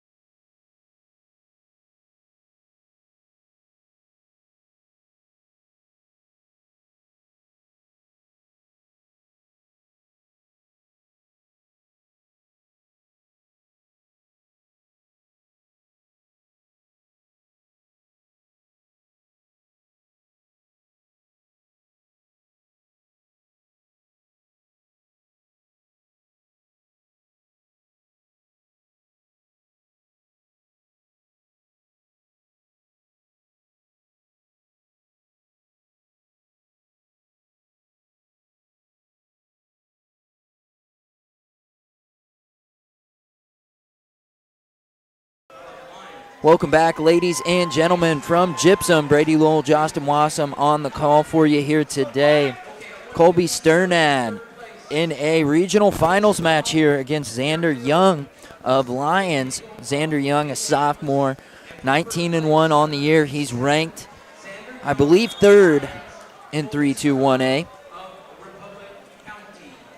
Definitely top 6 ranking for Young. Colby Sternad, a junior, 34-12 on the year. His first trip to state is earned, and he's looking for his first regional championship here in this one. These two have wrestled a couple times already, so they've kind of felt each other out, know each other's styles. Be interesting to see how Colby makes changes versus the last time they wrestled. Your Buffaloes in the checkered singlets here for the finals, red and blue with the white name across the back. Left-hand collar tie there for Young. Colby will oblige, now clears the tie. Coach, as you said earlier, Colby's best stuff comes from space, staying out of that tie-up. We'll look for him to do that here in this championship match. Left-hand collar tie for Young. Young's doing a good job getting to that collar and controlling that space, keeping it in tight. Not really doing much with it, though, other than looking for maybe a little head snap. Colby looking to control an elbow when he gets in there tight. Back to the left-hand collar tie. Colby with the over tie here. Center of the mat. 40 seconds left in the opening period, still 0-0. Snap down attempt there from Young. It'd be nice to see Colby get under that elbow on his over tie and pass it. I think he was looking at that over tie pass is what he was looking for there, but Young tries to dig in for an over-under. Sternad going to clear it. Young is pretty heavy on that front foot, a little overextended. That over tie pass would probably work here, but 15 seconds to go here. Sternad staying in good position. Pretty content to keep it 0-0 going into the second period. Yeah, Coach, and I think he's kind of frustrating Young here. Young going to run him off the mat with the upper body tie there. 6 seconds left in the opening period, still 0-0. And we will go to the second, tied up, 0-all. Nothing hurt there for Colby. I think that's a good opening period. He got to feel the pressure there from Young and gets to go to the mat all tied up here. Sternad winning the toss and deferring to the third period. The Lions wrestler choosing to go down. Colby sets up on the left side. Stops the first move. Looks for a tilt there. Has the 2-on-1. Young able to get his wrist-free crab ride here for Colby. Colby following well. Gets caught in a head pinch, though. And Young out front now. Front headlock looking to go near ankle and score the reversal. He will. Colby going to bail out flat there. Almost got caught up in a near side cradle. Smart stuff there. 2-0. Sternad trailing, 1:33 left in the second period. Sternad working to get to his base here as Young is riding that outside wrist control with a tight waist and not really doing much with it, just trying to keep us down on the mat. Sternad looking to build his base here. Gets his cross wrist taken out from under him by Young. Looking to hand fight now underneath, still flattened out. Young, good forward pressure, going to find a half on the left side, but Colby comes up to his base, looks for the wing and roll. Almost had Young on a hip there. Going to earn his escape, now 1-2. 1 point match, 50 seconds left in the second period from neutral here. Colby's hanging on that outside collar tie, or outside wrist tie. Working into a collar tie here, staying in good position. I think Colby's pretty content to try to keep this 2-1 and go to the third period with choice. Over tie again for Colby. It's a left-hand collar tie for Young. And Young just kind of hanging. He's really overextended in his stance here, and I'd like to see Colby take advantage of that with his own slide by. But Colby working his own inside left-hand tie now. 20 seconds left in the period. Neither guy really looking like they want to get it done from their feet. Young going to try here. Can't get past the underhook from Sternad. Sternad a little extended here now with his left. Going to pummel through. And second period winds down. It's going to be a 1 point match. Sternad's choice. We go bottom. It'll be interesting to see here if the Lions kid wants to try to ride him. You know, Sternad had him in a little bit of danger on his hip with that side roll, and did a great job setting it up with his initial set out. And I looked for Sternad to go back to that here with some motion from bottom. Young sets up on the left side. Sternad looks for the switch on the whistle. Young's got a claw ride. Follows well, able to flatten out Sternad. Sternad looking to build his base, has his wrists out front. Tight waist for Young with his right arm riding on the left side. Sternad almost to his base. One of those table legs taken out from under him. Young flashes a cradle there. That's going to give Sternad a little space, looking to cast his hips over in a scramble, and Young able to just hang on with that tight waist. 1:30 to go here in the third period with Sternad trailing 2-1. And you know what you don't want to see here, Coach, is you don't want Young just to get a ride out and the 1-point win. You know, Colby's got a lot of good stuff from bottom once he gets to his base. And you just need him to get one of those moves, and he's going to sit for a switch here. Kind of gets caught on a hip, able to get safe. Young out front headlock, going to cover the hips now. Colby Sternad, half a period to work here, 1 trailing minute to by go. a Here's your point. side roll attempt. And Young just kind of drops down to the hips, lets Colby's hips rotate underneath him and stays in control. Now Young with the chicken wing on the left. Colby getting that shoulder high, trying to prevent giving up a Norton ride here, but Young able to reach that wrist across. Colby going to have to get tough and fight this one off. Comes up to his base. You can hit that wing and roll from here, but it's difficult. 30 seconds to go. 1-point match. Sternad going to have to get on the bike here. Hopefully looking for a stalemate here as Young's just going to ride it out on that chicken wing. We got 20 seconds to go. He's pressuring forward, but not a lot Sternad can do unless he can get that shoulder free. Sternad still trying to work to his base.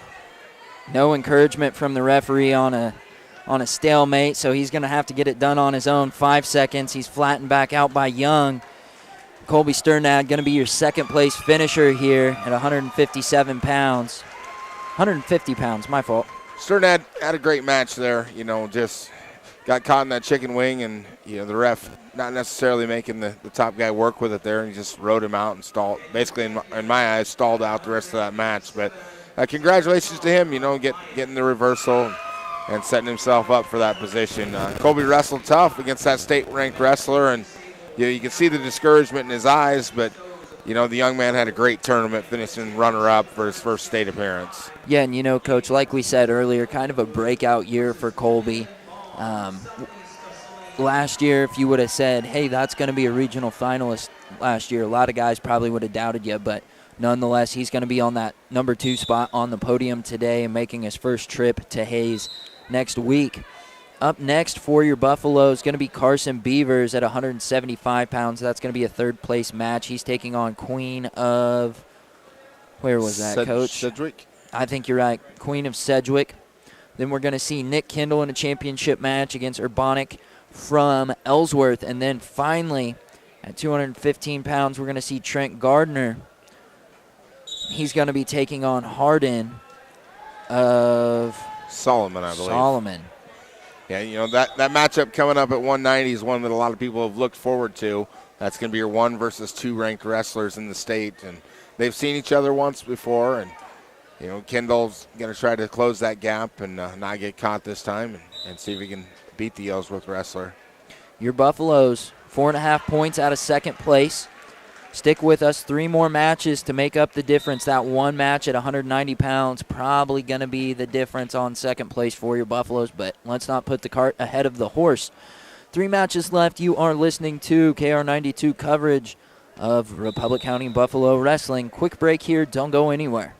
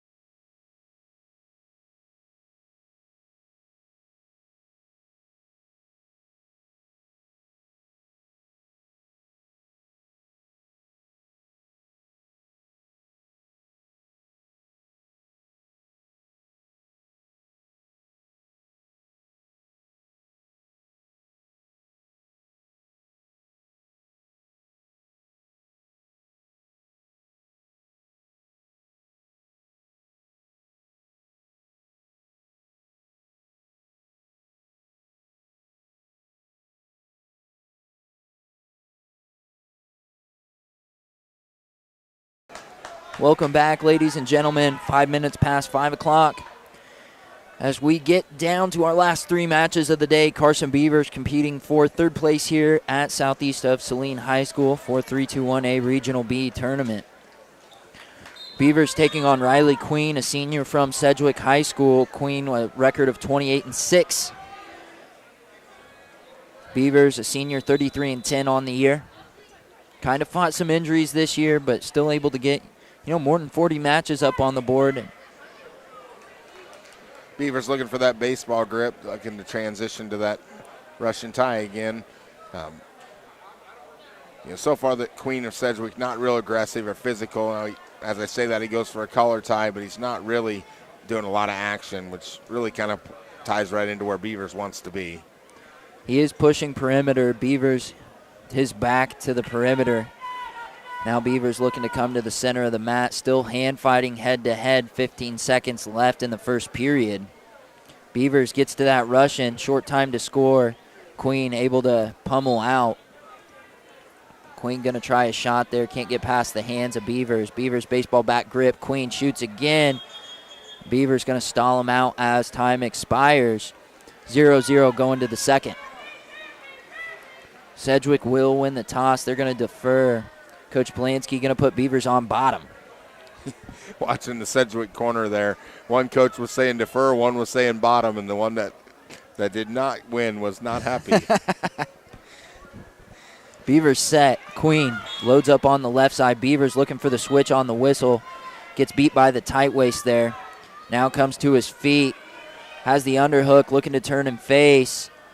Edge of the mat, Beavers comes back into the center, gets the escape, and the first lead of the match, 1-0. Great job sealing off and having wrist control coming up on that stand-up by Beavers. Beavers looking for that baseball bat grip, then comes up to a head club. Still looking to fight wrists here. Really textbook stuff there from Carson, the way he hand fights. Never goes for that Russian without first anchoring the wrist. And now finally the baseball bat grip peeled off immediately there, though, by Queen. 1:15 still to go here in the second. Still hand fighting head-to-head. Queen going to try a blast double there. Can't get past the hands. Beavers pushes him away. Queen really wants to break that baseball grip and club and try to set up that high C, which he comes at here. Beavers, though, able to keep his hands low and fight it off. Queen, every time he shoots, doesn't have a clear window. Beavers always has his hands in the right place. And Beavers going to fire off a single leg, bring it up onto his feet. Queen trying to scramble here. Beavers going to bring it down nice and slow. Oh, terrible call. Yeah, Beavers definitely was still in bounds there. Great shot. He had it shelved. Let's get right back to it. That was a great setup for Beavers. I think the old out-of-bound rules are haunting us there on that call, Coach. Nonetheless, we're back to action. Baseball bat grip there for Beavers. Looking to climb up to his Russian. Sweep single from Queen. Can't get to the leg. Head-to-head, center of the mat. Big club there from Queen. Beavers stays strong, stays in his face. 14 seconds. Sweep single for Beavers. He's going to cut across to a double. Brings it down nice and soft. Gets the takedown. 7 seconds to go in the period. Great into the period awareness by Beavers. Going to take a 4-0 lead into the third period. Republic County choice here. No, it will be back to Sedgwick as they did defer. Sedgwick going to choose to go down, it looks like. 4-0 entering the third period. Beavers in great position. Every time he's taking a shot, he's got in on the legs. So Beavers going to set up on the left side. Queen quad pod from the whistle. Beavers goes a claw ride. Good stuff there to stop that first move. Now he has a cross wrist. Riding on the left side. Going to try to come across with the cross face and find that double trouble. But Queen going to come up to his feet, get the escape as Beavers pushes him away. Queen right back to the center. 4-0 match. It's going to take more than just one takedown out of Queen to come up with a victory here. Beavers in good position late in this one. 1:30 left to go. 1:30 to go. Beavers looking at that baseball grip, staying in good head position. It shoots that right side single leg shot again. The Sedgwick wrestler counters and comes back in his own high crotch shot. Trying to dump here. Beavers scrambling through. able to stay in a front headlock position. Snap there from Queen. Queen with the cow catcher locked up, tries to shuck it through. Beavers stays square. A minute left in the match. Beavers to his feet. Queen stays in his face. Beavers trying to circle in. And Queen just shooting from anywhere here, Coach. Yeah, Beavers just got a stall warning call against him. And Queen hits a hard double leg, putting us into a scramble position here. Beavers in the waterfall position for a little bit there. Now able to get his hips back to the mat into a cross-face position. Beavers standing front headlock as they come up. Going to let that go. 30 seconds left in the match. Beavers with a 3-point lead. The Beavers really wrestling very technical and staying in position. As we say that, the Sedgwick kid takes a nice high crotch shot, looking to transition over to a fireman's finish, and Beavers counters and gets the takedown for 3. Nice defensive score there for Beavers here late as he looks for third place. Going to drop down to a single short time and just hang on. Smart senior wrestling there from Carson. Granby there from Queen, but Carson follows. And Carson Beavers, third place finish today at the 3-2-1A Regionals. Going to match up with a 2 seed once we get to state next weekend. Excellent wrestling there by Beavers. You know, never out of position and just showed his experience as a senior wrestler. We're going to move back over to Mat 1 for a championship match here at 190 pounds. We're going to see Nick Kendall taking on Keegan Urbanic of Ellsworth, the number 1, number 2 wrestlers in the state. They've seen each other twice this year, Urbanic winning both of them. We'll see if Nick can finally get the edge over the number 1 wrestler in the state. Be interesting to see how Nick attacks it, if he goes physical, trying to get to his over-under. I know he got caught a couple times in this over-under position against Urbanic. Right away he's looking collar tie with his right. A little stoppage here for his shoulder brace to restrap.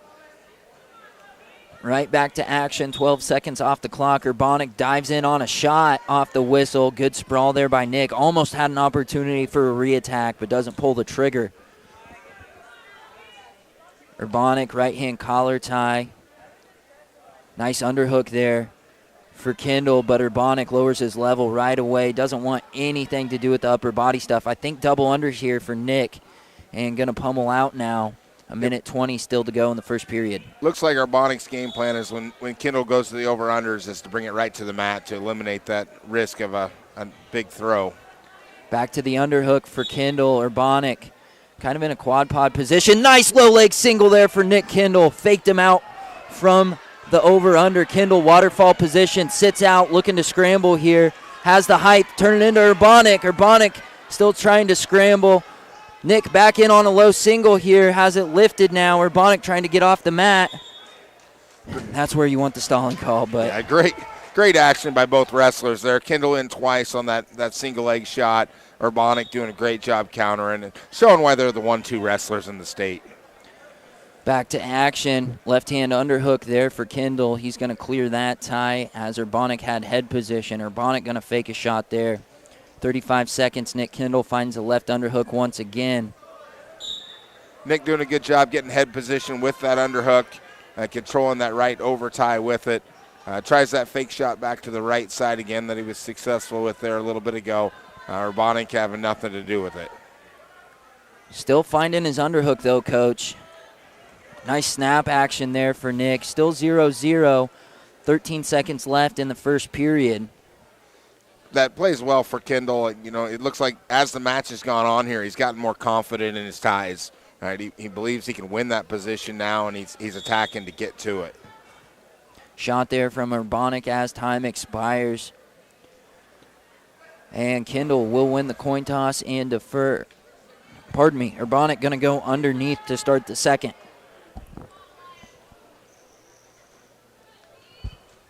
Kendall sets up on the right side, switches sides on the whistle, traps the arm.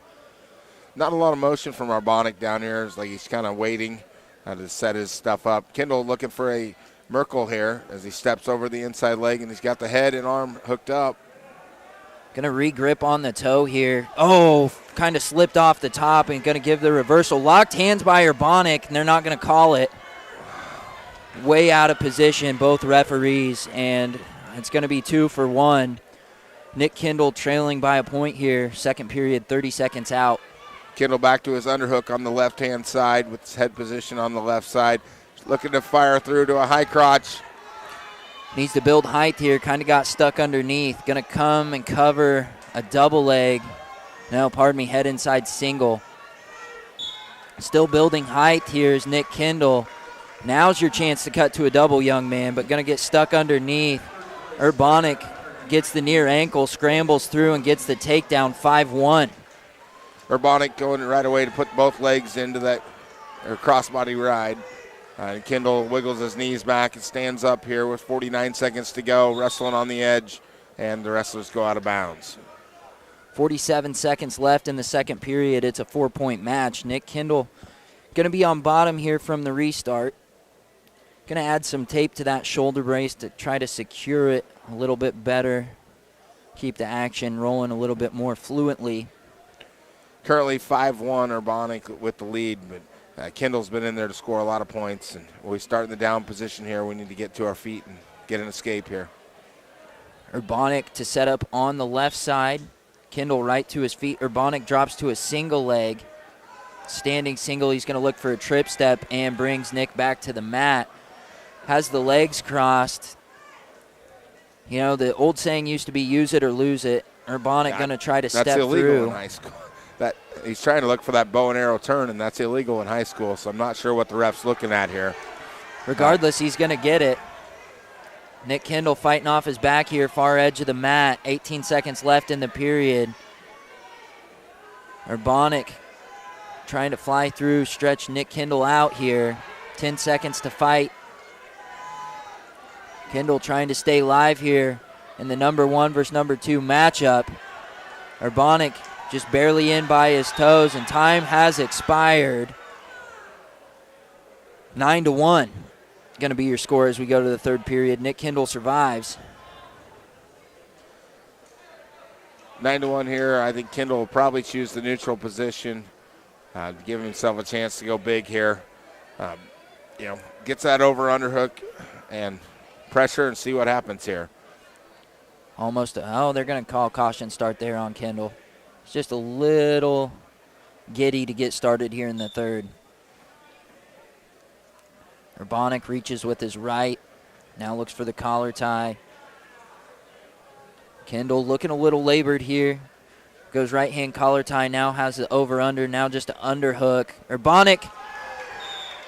Oh, dragged the toe. That's 3. That's 3 all day. Nice shuck and spin there for Nick Kindle. You know, the last time this match happened at league here, Urbanic gassed, and Kindle was able to close the gap here. Coach Polanski immediately cutting him, making it 10-4. Go back to our feet and see what we can do here. Minute 30, low leg single for Kindle. He picks it up, has it lifted, looking to snap it down here, brings it down to the mat. Iranian position here. Urbanic looking to scramble. Kindle needs to build height here. I think his legs are trapped underneath. And Urbanic in a real weird position here. Coach Polanski, I'm not sure what he's yelling. I think he's wanting Kindle to run his hips and drive forward, but I'm not sure why the ref's not stalemating it. And we finally get that stalemate call. You're never going to get the takedown in that position. That's a 50-50 scramble position still. Ellsworth coaches are going to try to argue it there. I don't think they've got much of a case. This isn't a college danger situation. Yeah. You've got to secure control first. Coach Zach Snyder, I'd tell you that to your face, but you get your chance to argue it. Not going to get that call any day of the week. Not even remotely close to control, and not sure what they're looking for there. But as we resume, 1:03 to go, Kindle down 10-4, going straight to that underhook with the overhook position. Attacking to a nice fireman's position, but lost the elbow.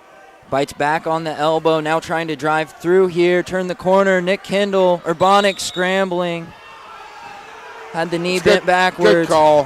Kindle's knee was at a 90-degree angle there, a lot of pressure against the joint. It was a good safety call there by the ref to stop it.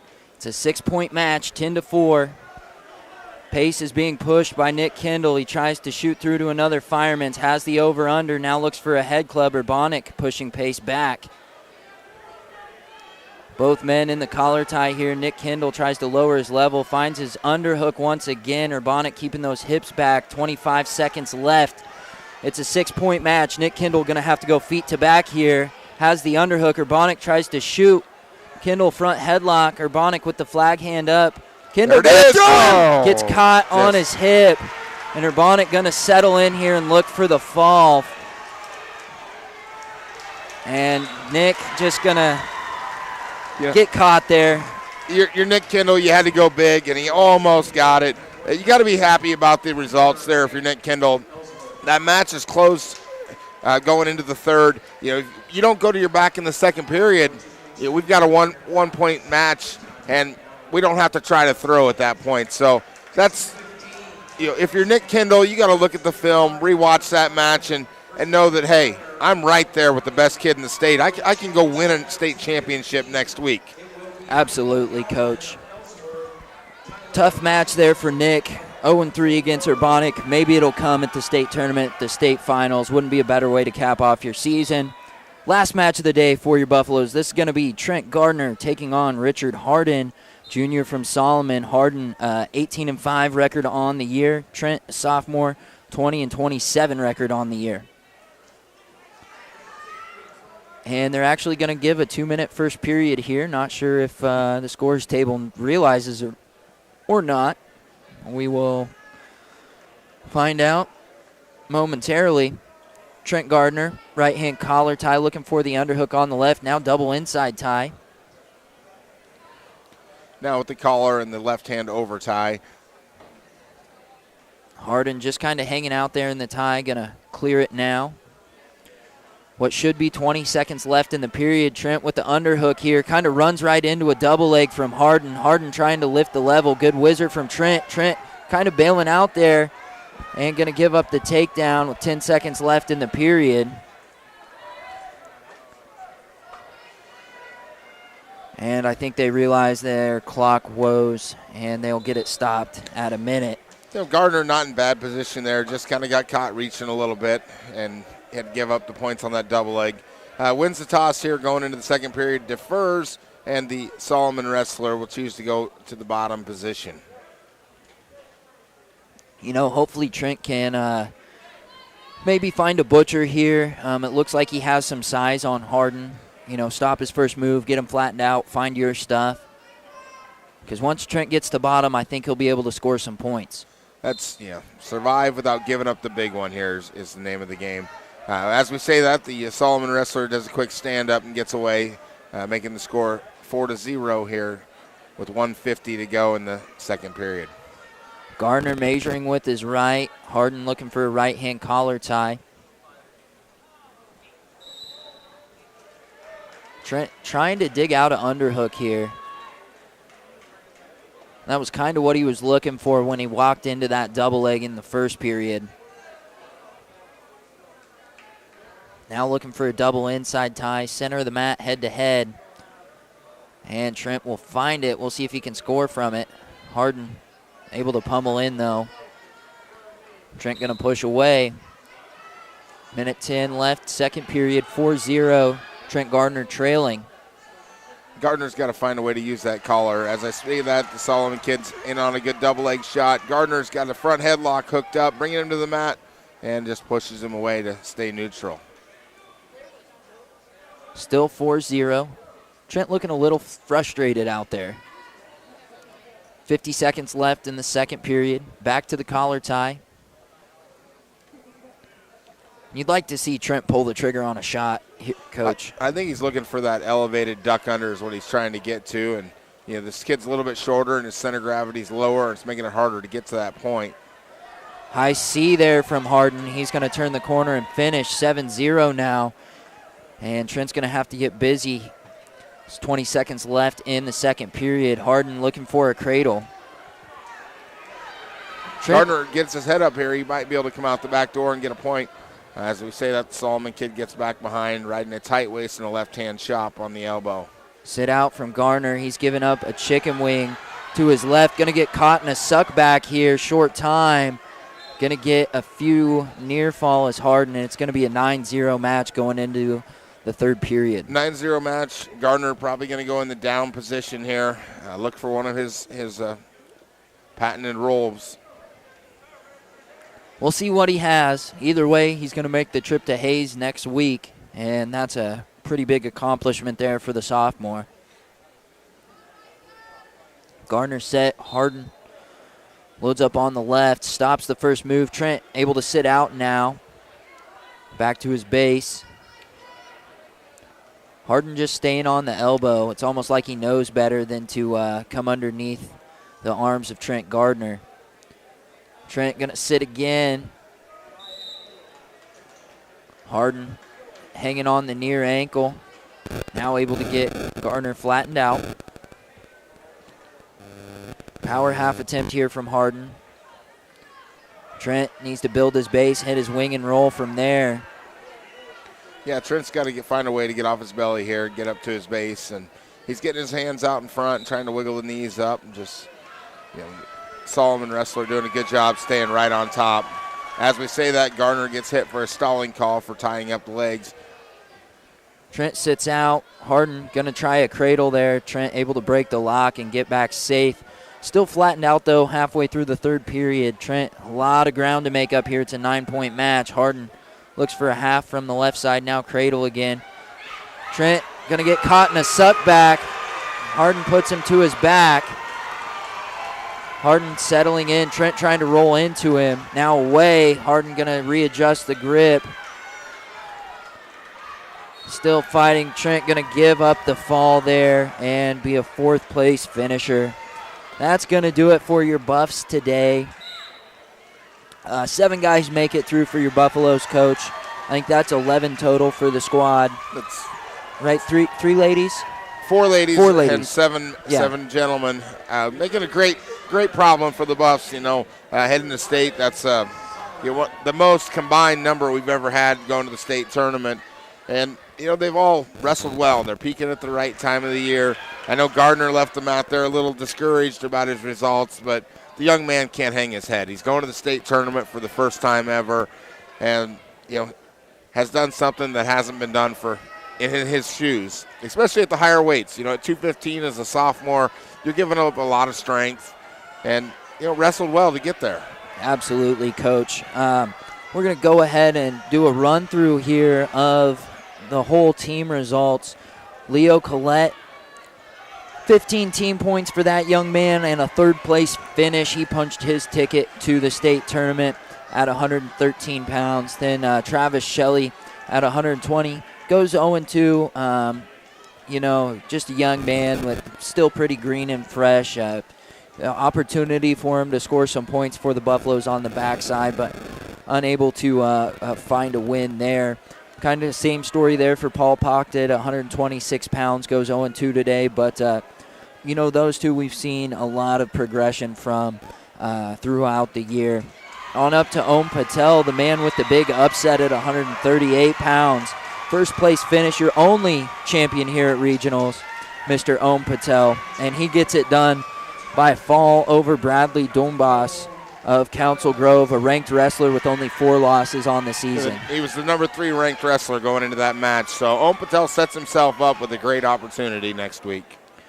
Then at 144 pounds, Cash Hinkey takes 4th place today. Cash, difficult back half of the season, but kind of able to clean those yips out and finish strong here with a 4th place finish. Punch his ticket to state for the second time. Then Matthew Collette at 150 pounds. He goes 2-2 on the day.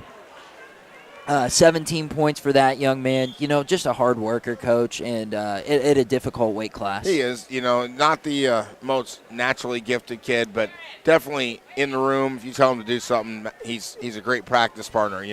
He's one of the reasons these guys that qualified for state have now made it there. He's pushed him in the practice room. He hasn't given up, and he's been a great practice partner. Then up at 157 pounds, Mr. Colby Sternad with the second place finish today and 19 team points. He goes 2-2 on the day. Lots of bonus points there for Colby as well. Then only losing 2-1 to the 5th-ranked wrestler in the state. So he's right there to go next week and have a shot at a state medal. He's just got to put it together. Yeah, sorry, not 2-2 on the day. That'd be 3-1 on the day for Mr. Sternad. Colby, my apologies there. Then up at 165 pounds, Tyrese, the only one we lost in the blood round today, Coach. But, you know, he scores 10 team points for the Buffs and was just right there, you know, knocking on the door of a state qualification. Finishes the day 3-2, and a little discouraged for him. You know, I can tell that he's down on himself right now, but when he looks back at it, he's going to realize that, man, I'm that close. You know, now I know what it's going to take for me to get there. Then finally on our wrap-up here, Carson Beavers with a third-place finish, 14.5 team points. He goes 3-1 on the day. And, yeah, what can you say about Carson? You know, a hard worker, total fundamental wrestler. You're never going to see the flashiest things out of Carson, but when he wrestles, his pace, you know, he can right there with anybody in the state. He's going to stay in good position, and he's going to make you beat him fundamentally. You know, and that's what we saw today. You know, he did lose that one match to Bo Kyler, who went on to win the 175-pound bracket, and you know, wasn't out of the match at all. You know, he's right in that match the entire time, and you know, this third-place match wrestled a very good wrestler from Sedgwick, and you know, just stayed in position and waited till his moments, capitalized, and scored. Also, Mr. Beavers picking up his 100th win today. Huge notch in your belt, no matter who you are as a wrestler. 100 wins, a big deal.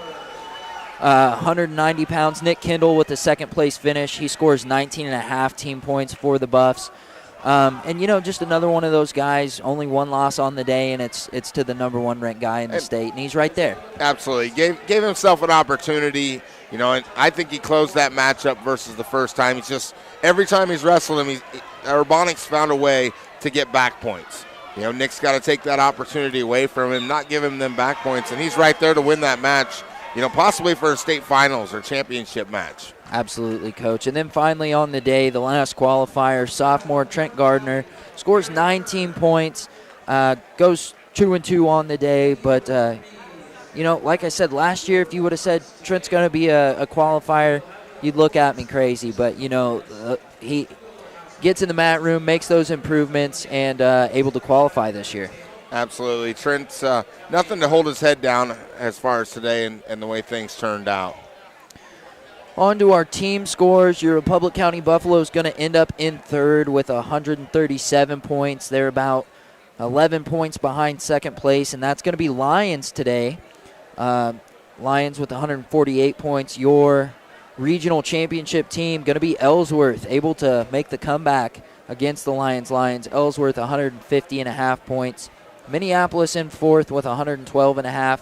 Then finally, southeast of Saline with 106. Your NCAA league gets the sweep here at regionals for the top 5. Council Grove finishing in sixth with 82 points. So about a 20-point separation there from anyone else from the NCAA league. Thoughts on the team's performance today, Coach? You know, I felt like they really showed up. You know, having some time off from that Smith Center duel to now, the team made the adjustments. They got their minds in the right place, and it really wrestled well as a team. Yeah, I agree. You know, come regional time, you just don't know how it's going to go. You know, you might get a couple guys through. You could get a handful of guys through. It's just really how they show up and wrestle, the mentality they show up with. And, you know, I think we had the right mentality today. We went out and wrestled close matches. You know, maybe one match I saw we lost and we should have won, and maybe that worked out in our favor anyway. So, you know, we did what we needed to do, and we're taking a big old group to Hayes. Yeah, you know, what I saw was a team. Guys were wrestling. The other teammates were at the mat cheering them on. As soon as they came off, win or lose, they were right there encouraging them.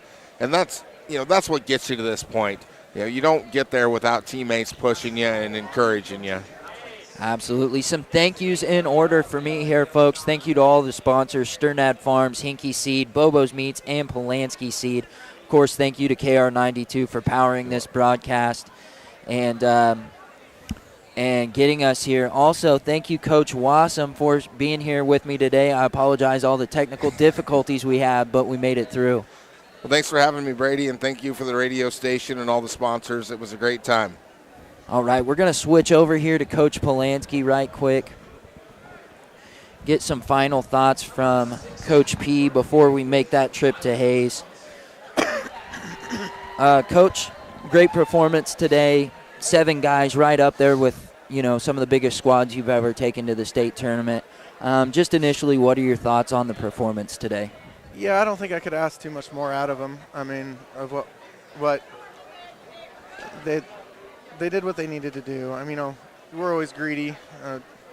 Tyrese was right there too, and we take that match and we're right in the thick of things, 1 and 2. But he can't fault his effort or anything. So I thought we wrestled with passion and was a big step up from where we were a couple weeks ago. Just all around, I think we did. Besides Leo's first match, and I was really worried about that one when the draws came out, because we'd only beat that kid by 1 point at league, and I knew it was going to be a tough match. And coming out of the gate, cutting weight hard and such. So that was unfortunate on that match. Just stepped over a headlock for some reason and put ourselves in a hole that should probably never happen again. But ups and downs of regionals. Start out on a low, and it's a long day, and been through enough of these that you just keep your head down and keep plowing away. And really proud of the kids. Like I said, I don't think we can really ask much more of any of them. So. Absolutely, Coach. A lot of first-time qualifiers on the squad this year. We didn't have a returning qualifier from last year. Well, that's fair. But something I do want to ask you about, your regional champ this year, getting it done in a big way. What do you have to say about Om Patel? Oh, yeah. Well, the kid let us off our back. He had us dead to rights, and he just let us off our back. And that's the, stat wrestling. You see it more and more. Takedown let-ups, working for stats. And, it's nice to see that bite someone every once in a while. Just there was no reason for him to let us up, just to try to embarrass us. And,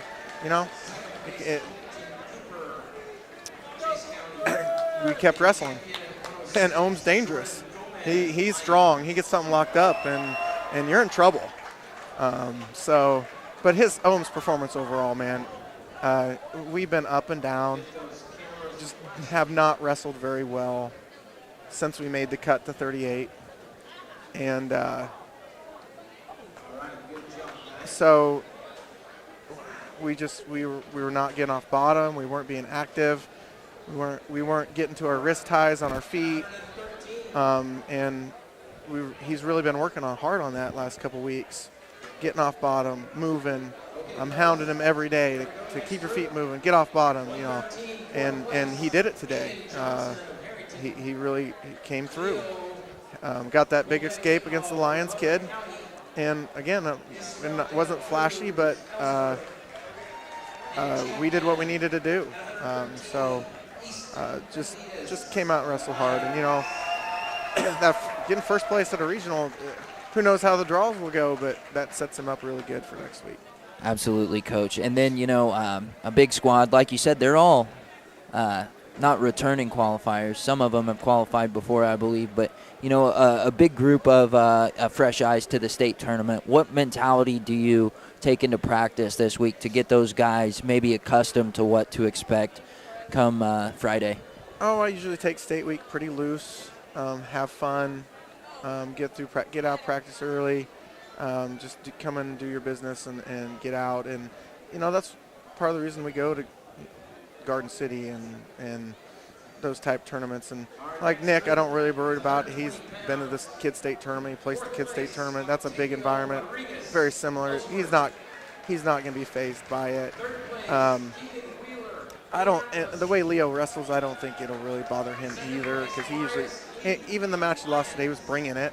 Yeah. It just made a mistake. And then on our Colby, who knows how the 157 bracket will shake out. We wrestled that young kid a lot better than we did a couple weeks ago. Got to find a way to get off bottom there and make it a 2-2, and who knows what's going to happen. And Colby, hard to tell on him. I think he'll be all right out there. Oh, too. It'll be interesting to see how we perform. I mean, whether we're just happy to be there or if we're going for some blood. So I can't really predict those things until you get out there, really. Absolutely, Coach. You know, a big squad going to be making the trip. You got your 4 ladies. You got 7 guys. 11, I'm going to wager to say the most student athletes you've taken down to the tournament. Is that going to change anything, having a group that big? Is it going to help things? Is it going to hamper things? I don't know. I think we're going to practice. We usually practice down there, and they got a basketball game. It's going to be really crowded. I think we're going to practice at home this year before we go down, just because we have so many kids and we can kind of focus in our mat room a little better. Yeah, I don't know. I mean, we're going to be busy. Coaches are going to be busy next weekend, especially the first couple rounds. Hopefully longer than that, but it's going to be exciting. We're going to be running back and forth. I can't remember how exactly they ran the rounds, if they ran girls and boys at the same time. I know there was some of that last year, but it's going to keep me on my toes anyway. I'll have designated coaches for boys and girls, so everybody's going to have a coach. I'm usually the one running back and forth, so I don't know, it'll be interesting. Absolutely, Coach. We're going to close things down here as the tournament's coming to a wrap. Any final thoughts on your postseason journey thus far with this squad, and I don't know, maybe thoughts about the state tournament coming up? Well, like I said, what we were coming into the season with, we knew that it's the first time in a long time we didn't have, on the boys' side, anybody, placers or qualifiers coming back. And this group did, they took that kind of hard last year. It had some tough matches, just weren't ready at regionals last year for the competition that that regional was a different beast than this regional, but we still had our chances out there at Hoisington last year to get some more kids through. And just, I will say your squad wrestled totally different today than they did last year at Hoisington. Yes. Different mentality. Yeah, we went out and won close matches, and we finished matches, and and that's part of what they did through the summer, in the summer wrestle, spring wrestling, and such, and really all year. Practice has gone really good. I'm hard on them, but Carson and Nick wrestle hard all practice every day, all day, and they're always going, getting their work done. Cash and Colby are partners. They're always getting their work done. Tyrese and Ohm here lately. So that's really helped. They're a self-motivated group. I don't have to get on them a whole lot. It turns out the way we run practice, if we wrestle hard, we don't really run. And so we haven't really done a lot of running. But I think our conditioning's good. They've worked hard enough there. So overall, I think we're in a lot better place. And looking towards next year, I think with what we're bringing in 8th grade wise, we're going to fill the same amount of weight classes, and I think we're going to be pretty close to the same spot. And you add in all these kids coming back from this experience, this year's experience, and being state qualifiers. Last shout out to my seniors, both of them making the tournament. I think Carson got his 100th win today. He did. In the his blood qualifying round. match, yeah. Yeah, and I kind of called that at the beginning of the season. I was like, probably to get 100, you're going to have to make the state tournament. You're right on the dot. And he wanted it, and he went out and wrestled really well in the last couple of months. And, man, if we can just wrestle on the edge of the mat against Bo Kyler, man, every point he got was from us just not wrestling through the whistle on the edge of the matches. And, man, we're right there. We're just right there. And Cash, he just hasn't been – I think the pressure got to him all year long. He hasn't just really been there. So I'm just so proud of him for all the ups and downs and I try to put myself in his shoes and the crap that he went through at league and the pressure he's putting on himself. And and to get back up. And I told the kids before we started today, you're here because you kept fighting. You picked yourself up when things were tough, and you didn't give up, and you stuck with it. And there are times where I'm sure Cash was pretty ready to hang it up. And so he fought through that and did what he needed to do. And I'm just really happy for him so he can go out the way he wants to go out on his terms. And so we're just really proud of my 2 seniors. They've been with this program since we were really good, and seeing those guys before them do really great things, and now they're part of it. And they've always just kept their nose down and kept working. And both Cash and Carson, just can't say enough things about them. So I'm just really proud of those 2. So we'll see next week.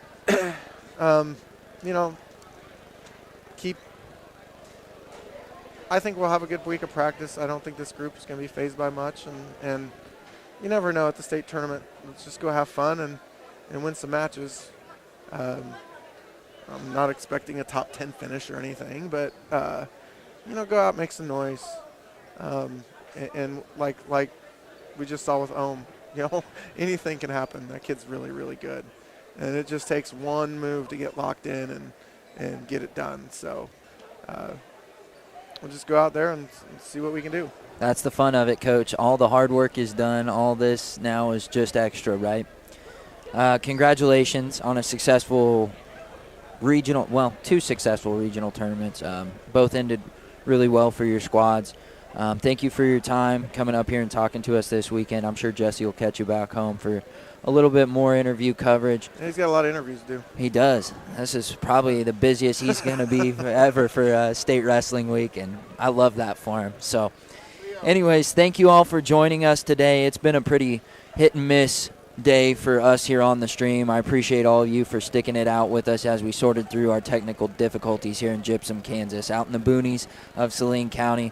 Thank our sponsors one more time: Sternad Farms, Hinky Seed, Bobo's Meats, Polanski Seed, and of course Jesse and Deb back at KR92. Without all of them, none of this is possible. On the call today has been Brady Lowell and Jostin Waston. Thank you all for joining us, and have a great evening.